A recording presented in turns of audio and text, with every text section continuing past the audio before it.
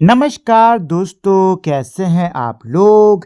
उम्मीद करता हूं कि आप सभी लोग अच्छे होंगे। तो दोस्तों, मेरा नाम है आकाश और मैं आप सभी का स्वागत करता हूं अपनी YouTube channel A to Z study में।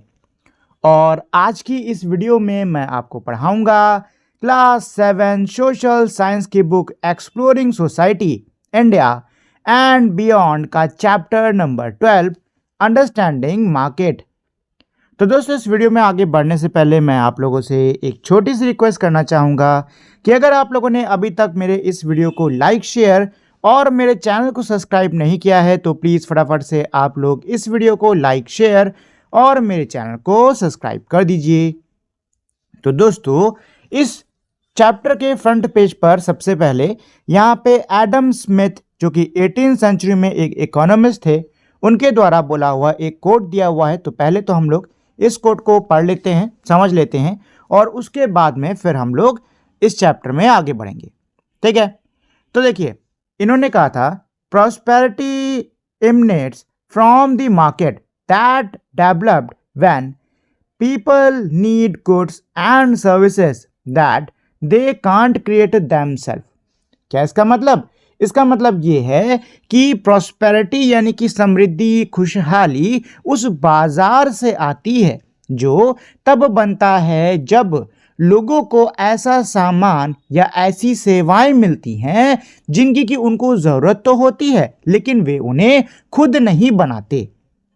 ठीक है दोस्तों, तो यह है इस कोड का मतलब। चलिए, तो आगे अब इसमें है बिग क्वेश्चंस, इसको पढ़ लेते हैं। इसको पढ़ने से हम लोग को एक आइडिया लग जाएगा कि इस चैप्टर में हम लोग क्या क्या पढ़ने वाले हैं। तो पहला बिग क्वेश्चन क्या है? What are markets and how do they function. Markets क्या होती हैं, बाजार, मंडियां क्या होती हैं और ये फंक्शन यानी कि काम कैसे करती हैं। सेकंड क्या है? What is the role of market in people's life. लोगों के जीवन में बाजार की क्या भूमिका होती है। थर्ड बिग क्वेश्चन है What role does the government play in the markets? बाजारों में जो सरकारें हैं वो क्या किरदार निभाती हैं। और चौथा बिग क्वेश्चन है How can consumers assess the quality of goods and services they purchase? जो कंज्यूमर्स हैं यानी कि जो खरीदार हैं, जो लेने वाले लोग हैं, वो किस तरीके से लिए हुए सामान या सेवा की गुणवत्ता को चेक कर सकते हैं, कैसे वो लोग एसेस कर सकते हैं। ठीक है दोस्तों, तो ये हैं हमारे 4 बिग क्वेश्चंस। चलिए अब हम लोग इस चैप्टर को पढ़ना शुरू करते हैं। In the picture on the following pages you will see people buying and selling goods, vegetables, fruit, cloth, groceries, mobile phone, refrigerators and so on. क्या कह रहे हैं कि भाई अभी जो आगे वाले पेजेस में आप पिक्चर्स को देखोगे, तस्वीरों को देखोगे, इन तस्वीरों में लोग चीज़ें खरीद रहे हैं, बेच रहे हैं, जैसे कि सब्जियां, फल, कपड़े, सामान, मोबाइल फ़ोन, फ्रिज और भी कई सारी चीज़ें बेची खरीदी जा रही हैं। These goods results from various type of economic activities, primary, secondary and tertiary that you studied in grade 6, but how do these goods reach अस। क्या कह रहे हैं कि जो गुड्स आप देख रहे हो, ये सामान आप देख रहे हो, ये हमारे कई सारी आर्थिक गतिविधियों के रिजल्ट्स हैं। ठीक है, प्राइमरी, सेकेंडरी, टर्शरी, जो हमारी डिफरेंट एक्टिविटीज़ होती हैं, इनके ये रिजल्ट्स हैं, जैसा कि आपने क्लास 6 में पढ़ा था। ठीक है, लेकिन अब यहाँ पे आपसे सवाल भी पूछ रहे हैं कि लेकिन ये जो सामान है ये आखिर हम तक आते कैसे हैं। ठीक है दोस्तों, तो यहाँ पे आप देख सकते हो इन पेजों के अंदर मंडियों की तस्वीर दी हुई है। ठीक है, यहाँ पे आप देख सकते हो इस फोटो में कि ये एक ऑनलाइन डिलीवरी वाला है जो कि सामान ऊपर पहुँचा रहा है। ठीक है, इसके अलावा सब्जी है, चूड़ियाँ कोई बेच रहा है, कोई बाल मतलब काट रहा है, कटवा रहा है। ठीक है, कोई सामान लेके जा रहा है, कोई मोबाइल खरीद रहा है। बहुत सारी यहाँ पे इकोनॉमिक गतिविधियाँ चल रही हैं। देख सकते हैं यहाँ पे सिनेमा घर है, फुल हाउस है, मतलब सारी टिकट बिक गई हैं। ठीक है, इसके अलावा नेक्स्ट पेज पे यहाँ पे पहले तो मॉल है और यहाँ पर फ्रिजेस, टीवी का स्टोर है। ठीक है, इसके अलावा ये यहाँ पे कुछ कैफ़े टाइप का है, यहाँ पे नीचे सब्जियाँ बिक रही हैं। ठीक है, और ये ऑटो वाला है, लोग अपने काम को जा रहे हैं। बहुत सारी यहाँ पे इकोनॉमिक एक्टिविटीज़ हमको देखने को मिल रही हैं। ठीक है दोस्तों, what is a market. Market क्या है, मंडी क्या है। A place where people buys and sell goods is called a market. एक ऐसी जगह जहाँ पे लोग सामान को खरीदते हैं, बेचते हैं, इसको हम लोग मार्केट कहते हैं. It is also known as बाजार हट in Hindi and मारुकटे in Canada. इसको हिंदी में बाजार हट ये कहा जाता है और मारुकटे कहा जाता है कनाडा में. What is it called in your region? आपके क्षेत्र में इसको क्या कहते हैं? This can be at a physical place or as is becoming popular today online. जो मार्केट है, जो बाजार है, ये आपकी कोई फिजिकल जगह हो सकती है जहाँ पे जाके आप सामान ले सकते हो, या फिर जैसे कि आज के समय में काफ़ी ज़्यादा प्रसिद्ध हो रहा है, ऑनलाइन भी हो सकता है ये. Goods and services become available to individual, household and businesses through markets. Markets के द्वारा, बाज़ारों के द्वारा जो सामान होती हैं, जो सेवाएं होती हैं, वो लोगों तक, घरों तक, यहाँ तक कि व्यापारों तक पहुँचती हैं. फॉर अ लॉन्ग टाइम, लंबे समय से, people have relied on markets to fulfil their needs and want for goods and services.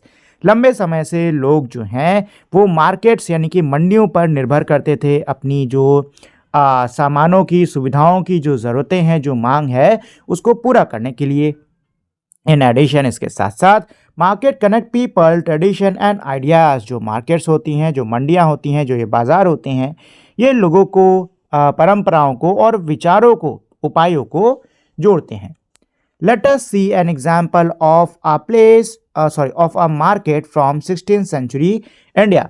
क्या कह रहे हैं कि चलिए 16th सेंचुरी इंडिया की एक मार्केट का एग्जाम्पल देखते हैं. तो जिस मार्केट का हम लोग एग्जाम्पल देखने वाले हैं, ये मार्केट है द ग्लोरियस हम्पी बाज़ार, कर्नाटका में किसी समय पर एक बहुत ही शानदार हम्पी की बाज़ार लगती थी. ठीक है, तो अभी हम लोग उसके बारे में पढ़ने वाले हैं. ये आप लोग तस्वीर देख रहे हो, ठीक है, ये हम्पी के बाज़ार की ही है. चलो, द हम्पी बाज़ार इन Karnataka was one of the prosperous market in Vijayanagar Empire, which was the center of flourishing trade. क्या कह रहे हैं कि जो हम्पी बाजार थी कर्नाटक की, वो एक बहुत ही समृद्ध बाजार थी विजयनगर एम्पायर, विजयनगर साम्राज्य में, जो कि उस समय पर फलते फूलते व्यापार का केंद्र था. The bazaar was located opposite the Virupaksha temple. जो बाजार है ये वैरूपक्ष मंदिर के विपरीत में स्थित थी. The sheer abundance and the prosperity of the city have been described in many foreign accounts. जो प्रचुरता है, जो समृद्धि है शहर की, वो कई सारी विदेशी लेखों में, विदेशी अकाउंट्स में हमको उसका वर्णन देखने को मिलता है. The famous Portuguese travelers Domingos Pires called Hampi the best provided city in the world. जो एक बहुत ही मशहूर पुर्तगीज ट्रैवलर हैं जिनका नाम है डोमिंगो पीस, उन्होंने हम्पी को best provided city in the world कहकर इसको बुलाया था. Due to the wide variety of product traded in the market, grain, seeds, milk, oil, silk, animal like cow, rabbit, horses and even birds like koel and partridge. इन्होंने हम्पी को the best provided city क्यों कहा था? क्योंकि यहाँ की जो market है, यहाँ पर बहुत ज़्यादा अलग अलग चीज़ों का व्यापार होता था. यहाँ पे अनाज, बीज, दूध, तेल, रेशम, गाय, भैंस, खरगोश, घोड़े जैसे जानवर हो गए, यहाँ तक कि जो कोयल जैसी चिड़ियाएँ हैं वो तक इस मार्केट में मिलती थी. Another Portuguese traveller फर्नाओ Nuniz road about the बाज़ार. एक और पोर्तुगीज ट्रैवलर हैं जिनका नाम है फर्नाओ नूनीज, वो बाज़ार के बारे में लिखते हैं. देयर वर क्राफ्ट्समैन थे वहाँ पर. क्राफ्ट्समैन किनको बोलते हैं? जो कि अलग अलग चीज़ें बनाते हैं, जैसे कि गहने हो गए, औजार हो गए, ये सब. ठीक है. Also working in their streets, जो कि अपनी स्ट्रीट्स यानी कि अपनी सड़कों पर काम कर रहे थे. So that you saw made there, तो आप वहाँ पर बनता देखोगे सोने की jewellery, golden jewels and gewgaws, and you will find all kind of rubies and diamonds and pearls with every other kind of precious stone for sale. क्या कह रहे हैं कि भाई आपको इसके अलावा वहाँ पर बहुत सारे हर प्रकार के रूबीज, डायमंड, पर्ल्स, साथ में और भी जो कीमती पत्थर है वो आपको बिकते हुए दिख जाएंगे. सेलर्स ऑफ क्लॉथ, कपड़े बेचने वाले, they being of cotton grass and straws in finite abundance, जो कि कॉटन, ग्रास और स्ट्रॉज के बने होते हैं, आपको अनंत प्रचुरता में मिल जाएंगे, मतलब खूब सारी मात्रा में मिल जाएंगे आपको। I do not know who could describe it to be believed, मुझे नहीं पता कि कौन इसका वर्णन कर पाएगा इस तरीके से कि कोई इसका यकीन कर सके। सो बैरन अ कंट्री इज दिस, कितनी बैरन, बैरन मतलब बंजर, कितनी बंजर देश है ये। It is a mystery how there should be an abundance of everything there in, ये एक बहुत बड़ा रहस्य है कि यहाँ पे हर चीज की इतनी प्रचुरता आखिर कैसे है।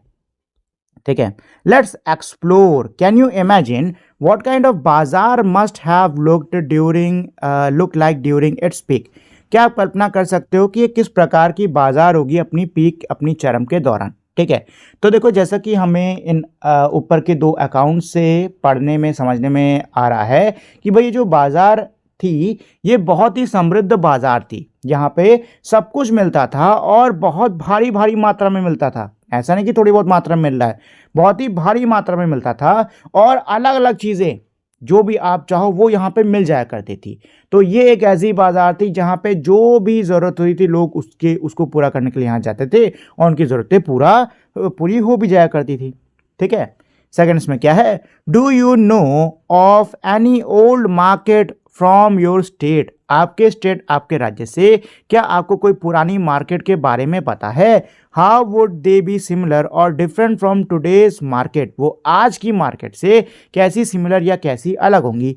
Discuss with elders in the family and community, elders आपके परिवार में जो एल्डर्स हैं और आपके समुदाय में जो बड़े हैं उनसे चर्चा करो उस पर।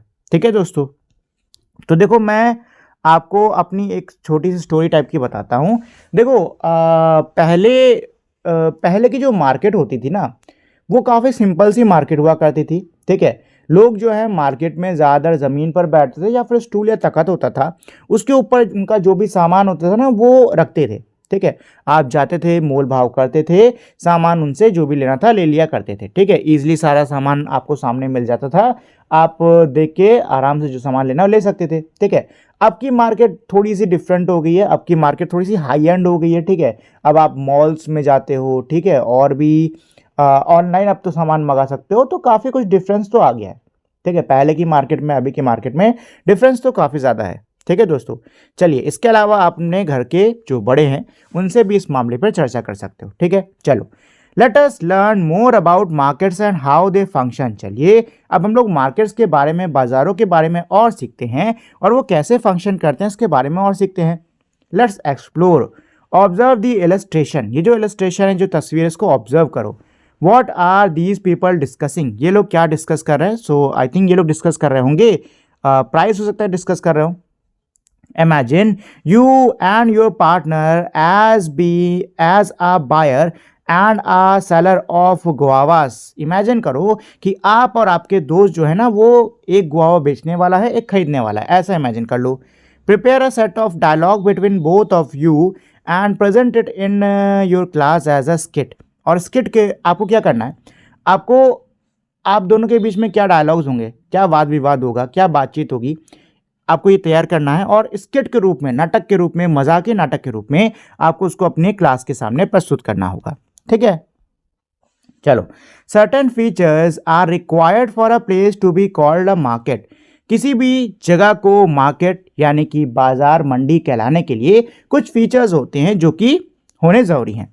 As you observe in figure 12.2, जैसे कि आपने फिगर 12.2 में ऑब्जर्व करा हुआ है, every market has a buyer and a seller. हर मार्केट में क्या होता है, बायर होता है और सेलर होता है, मतलब खरीदार होता है और बेचने वाला होता है।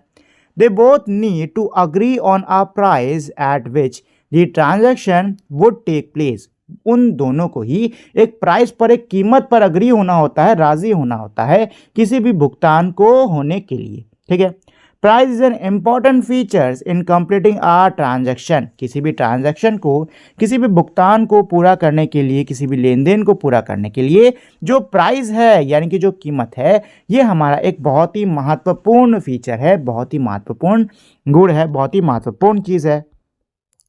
Often the buyer and seller negotiate and bargain to arrive at an acceptable price. अक्सर जो खरीदार होते हैं और जो बेचने वाले होते हैं वो नेगोशिएट करते हैं, मोल भाव करते हैं एक एक्सेप्टेबल प्राइस पर, मतलब मोल भाव करते हैं, उसके बाद में दोनों ही एक एक्सेप्टेबल प्राइस पर आते हैं।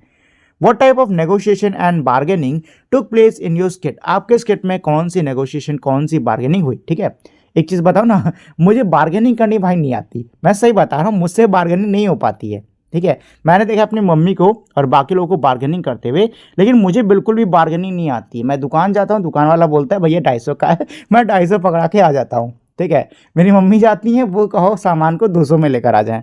ठीक, मुझे बिल्कुल भी बार्गेनिंग नहीं आती। ठीक है, चलो चलो, आप में से जिन जिन लोगों को बार्गेनिंग नहीं आती ना, कमेंट में सब लोग लिख के बताओ। चलो, थिंक अबाउट इट, सोचिए इस बारे में। Can you think of a type of market where negotiation is less common and why? क्या आप ऐसी मार्केट के बारे में सोच सकते हो जहां पे नेगोशिएशन जो होता है ये हमारा लेस कॉमन है, और ऐसा क्यों है? बिल्कुल दोस्तों, आजकल मॉल्स आप सभी ने देखी होगी, मॉल्स के अंदर ना जीरो बार्गेनिंग होती है।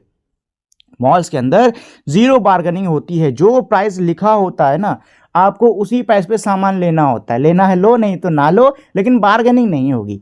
ठीक है ना, तो मॉल्स के अंदर जीरो बार्गेनिंग रहती है। चलो, प्राइजेस एंड मार्केट्स, तो अब हम लोग प्राइजेस, कीमतों और बाजार के बारे में और पढ़ेंगे। What happens when there are many buyers and sellers in the market? क्या होता है जब मार्केट के अंदर, बाजार के अंदर कई सारे खरीदार हैं, कई सारे बेचने वाले हैं? How do price respond to buyer and seller interact in the market? जो प्राइस है वो बायर्स और सेलर्स के बीच में जो इंटरेक्शन है, जो बातचीत हो रही है उनके बीच में, जो भी कह सकते हो मुलाकात हो रही है मार्केट में, इससे जो प्राइस होता है ये कैसे रिस्पॉन्ड करता है? In figure given below, the seller wants to sell guava at 80 rupees per kg. नीचे जो फिगर्स दिया हुआ है उसमें जो सेलर है, जो बेचने वाला है, वो गुआवास को 80 रुपये प्रति किलो बेचना चाह रहा है। However, buyers may not be willing to buy at that price, लेकिन हो सकता है जो खरीदार हैं वो उस कीमत पर उसे खरीदने को राजी ना हो। If a buyer find the price very high, अगर खरीदार को वो प्राइस बहुत ज़्यादा हाई लगता है, वो कीमत बहुत ज़्यादा हाई लगती है, he will ask for a price that he is willing to pay, तो वो एक ऐसे प्राइस के बारे में, एक ऐसे मूल्य के बारे में पूछेगा जो कि वो देने के लिए तैयार है। The seller may not be willing to sell at the price offered by the buyer because it would not be profitable for him. जो सेलर है, जो बेचने वाला है, वो इस प्राइस पर बेचने के लिए राजी ना हो सकता है, वो ना हो, क्योंकि इस प्राइस पे अगर वो बेचता है तो हो सकता है उसको फायदा ना हो। The buyer and the seller negotiate until a mutual agreeable price is reached. अब जो बायर है, जो खरीदने वाला है, जो बेचने वाला है, ये नेगोशिएट करेंगे प्राइस को। ठीक है, ये मोल भाव करेंगे तब तक जब तक एक अग्रेबल प्राइस, मतलब एक ऐसा प्राइस जिसके लिए दोनों ही राजी होते हैं, ये नहीं आ जाता, ये नहीं मिल जाता। The transaction can then be complete. अब जो ट्रांजैक्शन है वो हमारा पूरा हो जाएगा अगर ये लोग ऐसे प्राइस पर आ जाते हैं जिस पे दोनों राजी हैं, तो जो ट्रांजैक्शन है वो हमारा पूरा हो जाएगा। If such a point is not reached, that is the point where buyer and seller agree on the price, the transaction may not take place. अगर एक ऐसा पॉइंट नहीं आता है, मतलब कोई ऐसा प्राइस नहीं सेट होता है जिस पे कि बायर और सेलर दोनों ही अग्री करते हैं, तो ट्रांजैक्शन जो है वो हो सकता है ना भी हो। ठीक है, let's see some scenarios below to understand this. चलो नीचे कुछ सिनेरियोज को देखते हैं जिसको अंडरस्टैंड करने के लिए। तो ये है हमारा पहला सिनेरियो। ठीक है, what happens in case the seller fixes the price very high. क्या होगा अगर जो सेलर है यानी कि बेचने वाला है वो अपने प्राइस को बहुत ज़्यादा हाई कर देता है, तो क्या होगा? देखो, अगर बेचने वाला अपने प्राइस को बहुत ज़्यादा हाई कर देता है तो कोई भी उसका सामान नहीं खरीदने वाला। ठीक है ना, उसका सामान नहीं खरीदेंगे। आप लोग देख सकते हो कोई भी उसका सामान नहीं खरीद रहा है, यहाँ तक कि जो चाचा भी पूछ रहे हैं ना, लग रहा है ये भी पूछ पाछ के चले जाएंगे। ठीक है, what happens in case the seller fixes the price very low. अगर सेलर जो है वो प्राइस को बहुत ज़्यादा लो फिक्स करता है तो क्या होगा? तो देखो, सामान तो जल्दी बिक जाएगा, सामान तो जल्दी बिक जाएगा, लेकिन बेचने वाले को हो सकता है बिल्कुल भी प्रॉफिट ना हो। ठीक है ना, क्योंकि भाई बेचने प्रॉफिट के तो वो बेच रहा है, और अगर उसको प्रॉफिट नहीं होगा तो ऐसे सामान बेचने का क्या फ़ायदा है कि नहीं। अब थर्ड इसमें क्या है, over time the price of the guava is fixed at one that is just right, not very high for the buyer, not too low for the sellers. क्या कह रहा है कि भाई समय के साथ साथ जो प्राइस है ये गुआवास का, ये एक ऐसे पॉइंट पे आके फिक्स हो जाएगा जो कि सही होगा, ना ही ज़्यादा ना ही कम, खरीदार के लिए ज़्यादा नहीं और बेचने वाले के लिए कम नहीं। ठीक है, मतलब एक ऐसा प्राइस जिसको कि खरीदार खरीद सकते हैं और बेचने वाले को उस पर बेचने पर प्रॉफिट भी हो जा रहा है। ठीक है, learning from all three scenarios the seller can access approximately what quantity of guavas are needed by the buyers and offer that quantity in the market। क्या कह रहे हैं कि भाई ऊपर की तीनों ही जो सिनेरियोज हैं, तीनों ही जो कंडीशंस हैं, उनको उनसे जो बायर है उसको पहली चीज़ तो इस बारे में पता चल सकता है कि मार्केट के अंदर कितने गुआवा की रिक्वायरमेंट है। ठीक है, कितने गुआवा की मात्रा की ज़रूरत है, मार्केट में बाज़ार में कितने गुआवा की ज़रूरत है, और वो उतने ही गुआवा को मार्केट में फ्यूचर में देगा। ठीक है, ओवर टाइम समय के साथ साथ the amount of goods offered by the seller and the amount required by the buyers help determine the price of the good that is just high enough for the seller and low enough for the buyer। क्या कह रहे हैं, समय के साथ साथ जो जिस मात्रा में जो सेलर है वो सामान दे रहा है और जिस मात्रा में जो बायर्स हैं, खरीदार हैं, उनको सामान की ज़रूरत है, इससे उस चीज़ के दाम को सही से लगाने में सहायता मिलती है। ठीक है, एक ऐसा दाम लगता है जो कि ना ही तो बहुत ज़्यादा है ना ही तो बहुत ही कम है, जो कि सही है, ना ही तो सेलर के लिए बहुत ज़्यादा है ना ही तो कम है। ठीक है, think about it, vegetables are sold cheaper late at night at the weekly market compare to during the day.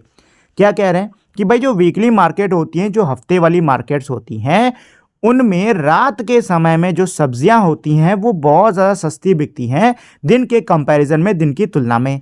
Y do you think this is so, क्या लगता है आपको ऐसा क्यों होता है। Garment stores offer heavy discounts on woollen clothes at the end of winter season, why does this happens. और जो गारमेंट स्टोर्स होते हैं, जो कपड़ा बेचने वाले जो स्टोर्स होते हैं, वो बहुत ही भारी डिस्काउंट देते हैं उन्हीं कपड़ों पर ठंडी के मौसम के अंत में। ऐसा क्यों होता है। तो देखो दोस्तों, सब्जी जो होती है वो हमारी एक ऐसी चीज़ होती है जो कि जल्दी क्या होती है, ख़राब हो जाती है। ठीक है ना, जल्दी ख़राब हो जाती है। तो जो सब्ज़ी बेचने वाले होते हैं वो रात में कैसे ना कैसे करके सब्ज़ी को निकालने की कोशिश करते हैं। ठीक है ना, और ऐसे में अगर उनको सस्ती भी बेचनी पड़ जाए सब्जी तो वो बेच देते हैं। उनका बस ये होता है कुल मिला के सारी सब्जी बेच दी जाए, जिससे कुछ भी फालतू का ना बचे। ठीक है, सेम कहानी गारमेंट स्टोर की होती है, बस फ़र्क क्या है कि कपड़े जो हैं वो ख़राब तो नहीं होंगे, लेकिन अगर नहीं बिक पाते हैं ठंडियों के सीज़न में तो अब अगले सीज़न तक उनको स्टोर करके रखना होगा, जिसका अलग से खर्चा आएगा। इसीलिए जो कपड़े की शॉप्स होती हैं वो बहुत ही हैवी डिस्काउंट्स देते हैं वुलन क्लोथ्स पर, ताकि कैसे ना कैसे करके उनके जो ऊनी कपड़े हैं वो निकल जाएं। क्योंकि एक बार ठंडी का मौसम अगर निकल गया तो ऊनी कपड़े कोई भी नहीं खरीदेगा और फिर उनको उन कपड़ों को कहीं पे स्टोर करके इकट्ठा करके रखना पड़ेगा, जिस पर उनको एक्स्ट्रा चार्ज देने पड़ेंगे, एक्स्ट्रा खर्चा करना पड़ेगा। ठीक है, चलो, market around us, market are present everywhere and in various forms. जो बाजार हैं वो हर जगह मौजूद होते हैं और अलग अलग रूपों में मौजूद होते हैं, जैसे कि physical and online markets. A physical market is where buyer can meet the seller physically and purchase goods और service in exchange for money. Physical market वो मार्केट होती है जहाँ पे जो बायर्स होते हैं वो सेलर से फिजिकली मिलते हैं, जाके आमने सामने मिलते हैं, जो भी सामान जो भी सुविधा खरीदनी होती है उसको खरीदते हैं, पैसों के बदले जो भी सामान जो भी सुविधा खरीदनी होती है उसको वो लेते हैं। This is the most common type of market, ये हमारी सबसे ज़्यादा कॉमन, सबसे ज़्यादा साधारण प्रकार की मार्केट होती है। It includes weekly markets and haats where vendor sells vegetable, other essential items and handicraft items line up on a cart. इसमें वीकली मार्केट, जो हफ्ते में एक बार होने वाली मार्केट है, वो भी शामिल है। इसके अलावा जो हाट्स होती है, जो लोकल मार्केट होती हैं, वो भी शामिल है, जहाँ पे जो बेचने वाले हैं वो सब्जियाँ और बाकी ज़रूरी चीज़ें बेचते हैं। ठीक है, कार्ट्स पर लगाकर बेचते हैं। Local markets with shops and buzzing with vendors selling street food, knick-knacks and so on are also physical markets। क्या कह रहे हैं कि जो लोकल मार्केट्स होती हैं, इसमें दुकानें होती हैं, ठीक है, खूब सारे वेंडर्स होते हैं जो कि अलग अलग चीज़ें बेच रहे होते हैं। कोई स्ट्रीट फूड कुछ भी बेच रहा होता है, बाकी सारी चीज़ें बेच रहे होते हैं, ये भी फिजिकल मार्केट में ही आता है। There are also multi-story building, that is mall in cities and towns spanning large area with stores inside। हमारी जो मल्टी स्टोरी बिल्डिंग्स होती हैं, यानी बड़ी बड़ी जो कई सारी इमारतें होती हैं, इसमें कई सारे हमारे फ्लोर्स होते हैं, जैसे कि मॉल्स हो गए, ये भी आपके फिजिकल मार्केट्स के अंदर आता है। ठीक है, today buyers and sellers need not necessary meet in person to engage in a transaction. आज बायर्स और सेलर्स को फिजिकली मिलने की ज़रूरत नहीं है ट्रांजैक्शन करने के लिए, लेन देन करने के लिए। They can transact from a convenient location even thousands of kilometers away from each other। वो दोनों एक दूसरे से लेन देन कर सकते हैं अपनी आरामदेह किसी भी जगह से हज़ारों किलोमीटर, यहाँ तक कि हज़ारों किलोमीटर की दूरी से भी वो लेन देन कर सकते हैं। They can use shopping application, apps और websites on phone और computers। वो लोग जो शॉपिंग एप्लीकेशंस होती हैं या फिर शॉपिंग वेबसाइट्स होती हैं फ़ोन्स कंप्यूटर्स पर, उनका यूज़ कर सकते हैं। These apps और websites are created by businesses that make available a wide variety of goods and services। ये जो ऐप्स, ये जो वेबसाइट्स होती हैं, ये बिजनेसेस द्वारा बनाई जाती हैं, जिससे कि बहुत ज़्यादा मात्रा में सामान और सुविधाएं जो हैं जिन पर उपलब्ध होती हैं, जिससे कि इनको हम वहाँ से भी खरीद सकते हैं। We will read about how this work in section below। नीचे के सेक्शन में कैसे काम करते हैं इसके बारे में हम लोग पढ़ेंगे। One can buy goods ranging from book, clothes, furniture and grocery items to electronic items like television, mobile phones and laptops and get them delivered to their doorsteps। क्या कह रहे हैं कि भाई अब आप कोई भी सामान खरीद सकते हो, किताबों से लेकर कपड़े, furniture, grocery items, electronic item से लेकर जैसे कि टीवी, मोबाइल फ़ोन, लैपटॉप इत्यादि, और वो आपके दरवाजे तक पहुंच जाएगा। Manufacturers can also buy component online to be used as input for production of goods। जो मैन्युफैक्चरर्स हैं, यानी कि जो अलग अलग सामान बनाने वाले हैं, वो भी ऑनलाइन अपने अलग अलग सामान बनाने के पुर्जों को खरीद सकते हैं। Apart from good, one can avail of service like online classes without having to step outside the home। सामान खरीदने के अलावा ऑनलाइन कई सारी सुविधाएं भी उपलब्ध है, जैसे कि अब कोई भी अपने घर बैठे ऑनलाइन क्लासेस ले सकता है। Payment for such services can also be made online. और ऐसी सुविधाओं के लिए जो पेमेंट है, यानी जो भुगतान करना है, वो भी अब ऑनलाइन ही हो जाता है। Think about it. What do you think are the pros and the cons of online and physical shopping respectively? क्या कह रहा है कि भाई ऑनलाइन और फिजिकल शॉपिंग के हमारे प्रोज एंड कॉन्स, यानी कि फायदे नुकसान क्या होते हैं। Explore this question from the point of view of both seller and buyer. आपको इस क्वेश्चन को दोनों के ही पॉइंट ऑफ व्यू, यानी कि सेलर और बायर, खरीदने वाले बेचने वाले, दोनों के ही पॉइंट ऑफ व्यू से आपको क्या करना होगा, एक्सप्लोर करना होगा। ठीक है, तो देखो दोस्तों, पहले ऑनलाइन शॉपिंग के हम लोग प्रोज कॉन्स देख लेते हैं। ठीक है, तो प्रोज क्या है ऑनलाइन शॉपिंग के। सबसे पहले तो आप कहीं पे भी घर बैठे कहीं से भी कोई भी सामान मंगा सकते हो। ठीक है ना, आपको कहीं चल के नहीं जाना है। ठीक, ये एक बहुत बड़ा फ़ायदा है खरीदने वाले बेचने वाले दोनों के लिए। ठीक है, जो नुकसान है वो ये है कि भाई ऑनलाइन स्टोर में आपके सामने सिर्फ फ़ोटो होती है। ठीक है, कोई फिजिकल चीज़ तो होती नहीं, सिर्फ फ़ोटो होती है। तो फ़ोटो देखकर उतना अंदाज़ा नहीं उतना अंदाज़ा नहीं हो पाता है कि सामान कैसा क्या होगा, उसकी क्वालिटी कैसी क्या होगी, वो कैसा हो सकता है। ठीक है ना, तो ये एक सबसे बड़ा नुकसान होता है बेचने वाले खरीदने वाले दोनों के लिए। ठीक है, क्योंकि देखो, अगर आपने कोई सामान मंगाया ऑनलाइन, आपको पसंद नहीं आया, तो आप क्या करोगे, उसको वापस करोगे। ठीक है, और वापस करने पर जो बेचने वाला है उसको आपके पैसे वापस करने होंगे। ठीक है। अब इसमें बेचने वाले का नुकसान ये होता है कि भाई उसने जो पैकिंग के पीछे खर्चा करा है वो तो उसका वापस आने वाला नहीं है, ठीक है ना। तो ये कह सकते हो हमारा एक बहुत बड़ा नुकसान होता है ऑनलाइन शॉपिंग का, ठीक है। अच्छा, फिजिकल शॉपिंग के प्रोज कॉन्स क्या हैं? तो सबसे पहले प्रोज की बात करते हैं। आप फिजिकल शॉपिंग करने जाते हो तो आप दुकान पे जाके किसी भी सामान को अपनी आंखों के सामने देख कर ले रहे हो, ठीक है। तो आप वहीं खड़े खड़ा उसकी आप क्वालिटी चेक कर सकते हो, बाकी सब चीज़ें चेक कर सकते हो, ठीक है। ये बेचने वाले खरीदने वाले दोनों के लिए फ़ायदेमंद रहता है। बेचने वाले को आपको उस चीज़ को भेजना नहीं है, आप खुद गए और आपने उसको खुद ले लिया, ठीक है। तो बेचने वाले का ये फ़ायदा हो गया। कौन की बात करूं मैं, नुकसान की बात करूं तो भाई यही है कि भाई आपको जाकर दुकान पर लेना पड़ रहा है, ठीक, जो कि टाइम कंज्यूमिंग हो सकता है। इसके अलावा हो सकता है भीड़ हो या कोई और दिक्कत हो सकती है, या हो सकता है दुकान आपसे काफ़ी ज़्यादा क्या हो, दूर हो, ठीक है। तो ये सारे कॉन्स हो गए, ठीक। अच्छा, क्या होता है कि फिजिकल शॉपिंग में जो बेचने वाला होता है ना उसके लिए भी कई सारे लिमिटेशन होते हैं, जैसे कि उसके एरिया के या आसपास के जो लोग हैं वही आके उसे सामान ले सकते हैं। ऑनलाइन में क्या है कि दूर दराज के जो लोग हैं वो भी उसे सामान ले सकते हैं, बट ऐसा फिजिकल शॉपिंग में नहीं हो पाता, ठीक है। तो ये एक कौन बेचने वाले के लिए भी है, ठीक। चलो आगे इसमें क्या है कि some services requires in person contact like tailoring and can not be provided online. कुछ ऐसी सुविधाएं होती हैं जिसमें इन पर्सन कॉन्टैक्ट जरूरी होता है, जैसे कि टेलरिंग हो गया, ठीक है, और ये ऑनलाइन नहीं दी जा सकती। Can you suggest other services where physical markets are needed? क्या आप कुछ ऐसी सर्विसेज के बारे में बता सकते हो जहाँ पे फिजिकल मार्केट्स की ज़रूरत है? तो भाई ऐसे हमारे बहुत सारी सर्विसेज होती हैं। एग्जाम्पल के लिए मान लो आपको कोई मेडिकल इमरजेंसी हो गई, ठीक है, तो ऑनलाइन तो आपका इलाज हो नहीं पाएगा। ऐसा तो है नहीं कि ऑनलाइन वहाँ डॉक्टर कहेगा कि हाँ ठीक है, हमने कैमरे पे पट्टी लगा दी, आपकी चोट सही हो जाएगी, तो ऐसा तो हो नहीं सकता, है कि नहीं। ऐसी और भी कई सारी हमारी सर्विसेज होती हैं।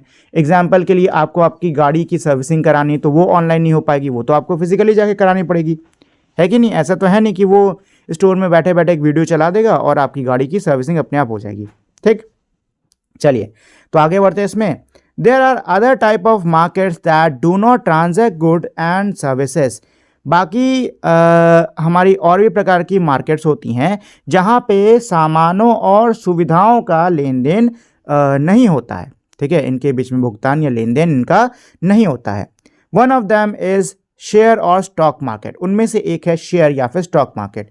Ask your family member, teacher और member of your community about it. आप अपने अध्यापक, परिवार किसी सदस्य या फिर किसी बड़े से पूछ सकते हो इसके बारे में। We will explore these concept later in the year. हम लोग आगे और इस कॉन्सेप्ट को क्या करेंगे, एक्सप्लोर करेंगे, ठीक है। तो चलो मैं बता देता हूँ शेयर मार्केट्स क्या होते हैं। देखो शेयर मार्केट्स में बेसिकली जो अलग अलग कंपनियों के ओनरशिप राइट्स होते हैं ना उसको बेचा जाता है। शेयर्स क्या होते हैं?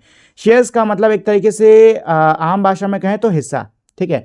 तो एक तरीके से कंपनियां जो होती हैं वो अपने शेयर्स निकालती हैं, ठीक है, वो अपने शेयर्स निकालती हैं, छोटे छोटे से कह सकते हो हिस्से निकालती हैं, जो कि आपके फिजिकल नहीं होते हैं, पेपर में होते हैं या फिर ऑनलाइन होते हैं, और उसके द्वारा मतलब उसको बेचकर वो उसके द्वारा क्या करते हैं, फंड्स इकट्ठा करते हैं, ठीक है। तो अभी आप शॉर्ट में इतना समझ लो कि भाई शेयर मार्केट में जो ओनरशिप राइट्स है ना वो एक तरीके से बेचे जाते हैं, ठीक। चलो डोमेस्टिक एंड इंटरनेशनल मार्केट्स।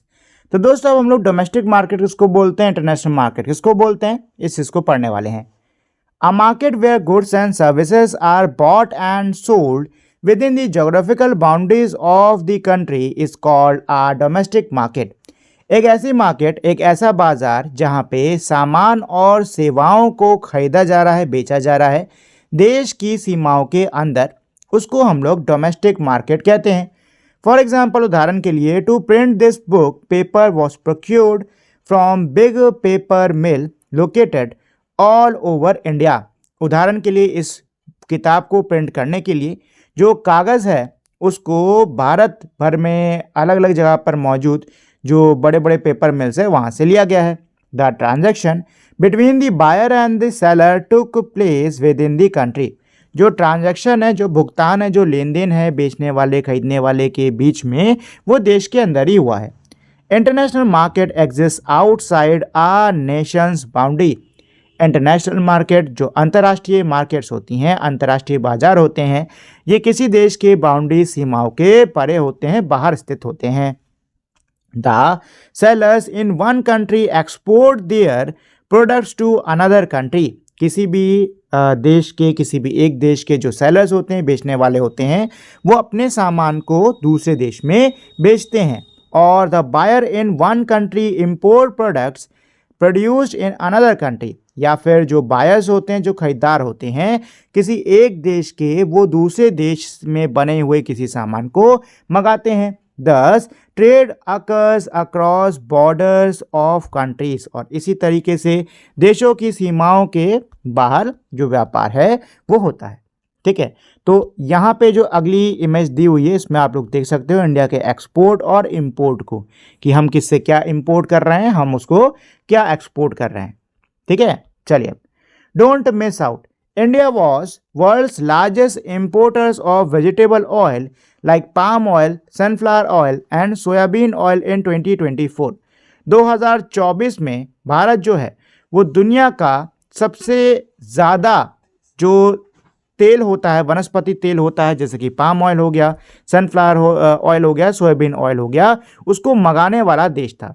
ठीक है, 2024 में भारत जो है वो दुनिया का सबसे ज़्यादा जो वनस्पति तेल है उसको मंगाने वाला देश था.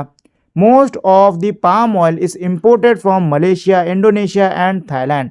ज़्यादातर जो पाम ऑयल है ये मलेशिया, इंडोनेशिया और थाईलैंड जैसे देशों से भारत में आता था. Wholesale and retail market. तो अब होलसेल और रिटेल मार्केट क्या होता है, आइए उसको भी देख लेते हैं. Several participants play their role in the smooth functioning of the markets. Markets, बाज़ारों की स्मूथ फंक्शनिंग हो सके, उनका काम स्मूथली हो सके, इसके लिए कई सारे पार्टिसिपेंट्स, कई सारे लोग अपने काम को निभाते हैं. ठीक है, तो देखो यहाँ पे इस फिगर की सहायता से इसी चीज़ को समझाने की कोशिश की जा रही है. ठीक है, तो सबसे पहले तो देखो हमारा इनपुट है. इनपुट यानी कि जो भी रॉ मटेरियल जो कुछ भी है वो इनपुट में आता है. अब इनपुट जो है यानी कि जो रॉ मटेरियल है वो प्रोड्यूसर के पास में आएगा. प्रोड्यूसर जो है वो फिनिश गुड को तैयार करेगा. ठीक है, फिनिश गुड्स को उसने तैयार किया, हो सकता है ये इसने सारा सामान तैयार कर दिया, नहीं तो हो सकता है वो किसी और के पास में जाएगा और फिर वो सामान पूरा तैयार होगा. अब ये जो तैयार हुआ सामान है ये होल सेलर के पास में जाएगा. ठीक है ना, ये जाएगा होल सेलर. ये सीधे रिटेलर यानी दुकानदारों के पास में नहीं आता है, ये आता है होल सेलर्स के पास में. ठीक है ना. अब जो रिटेलर्स होते हैं ये जाते हैं होल सेलर से सामान को खरीदते हैं और उसको अपने दुकान में बेचते हैं. ठीक है, और ये जो दुकान है इनसे जो कंज्यूमर है यानी हम आप लोग जो हैं वो सामान खरीदते हैं.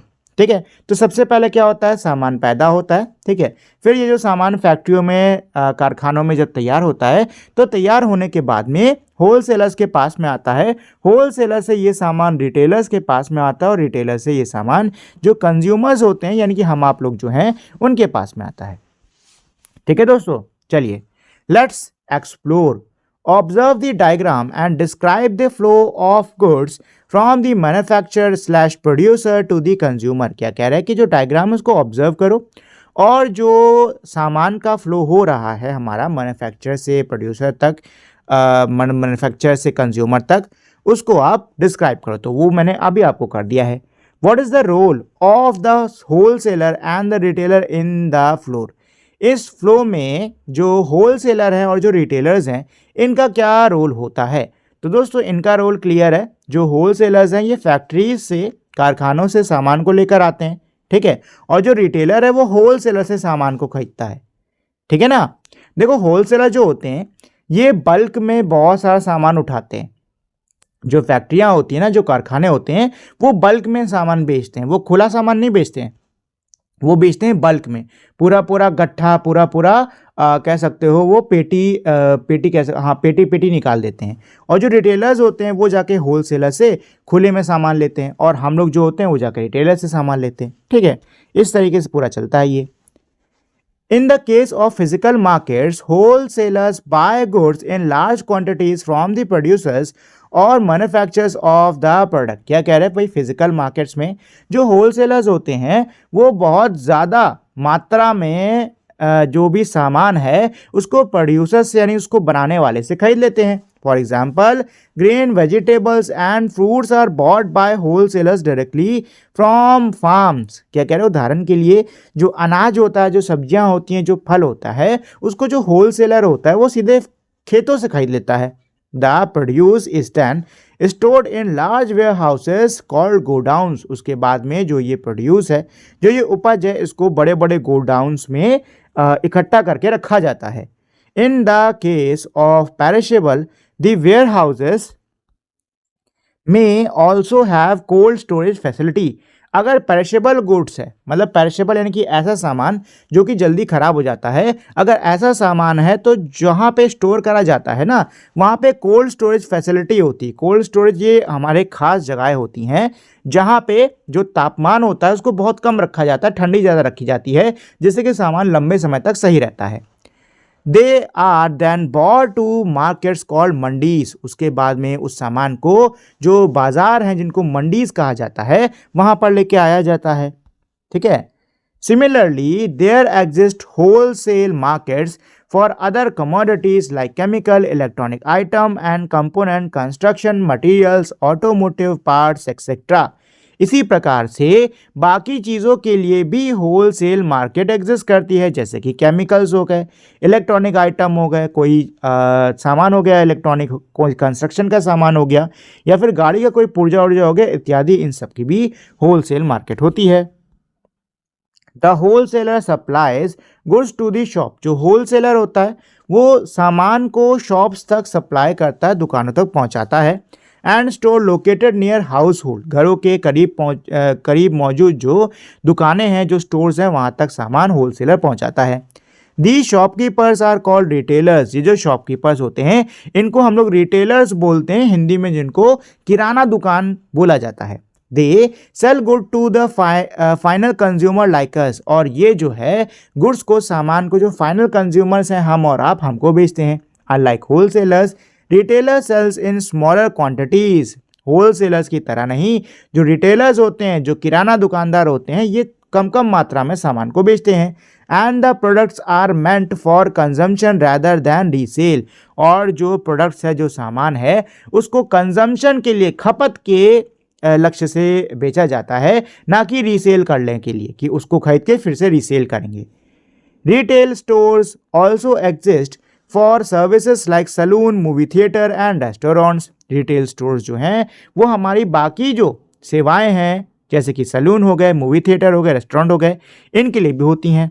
Retailers help increase the availability of goods and services to house hold.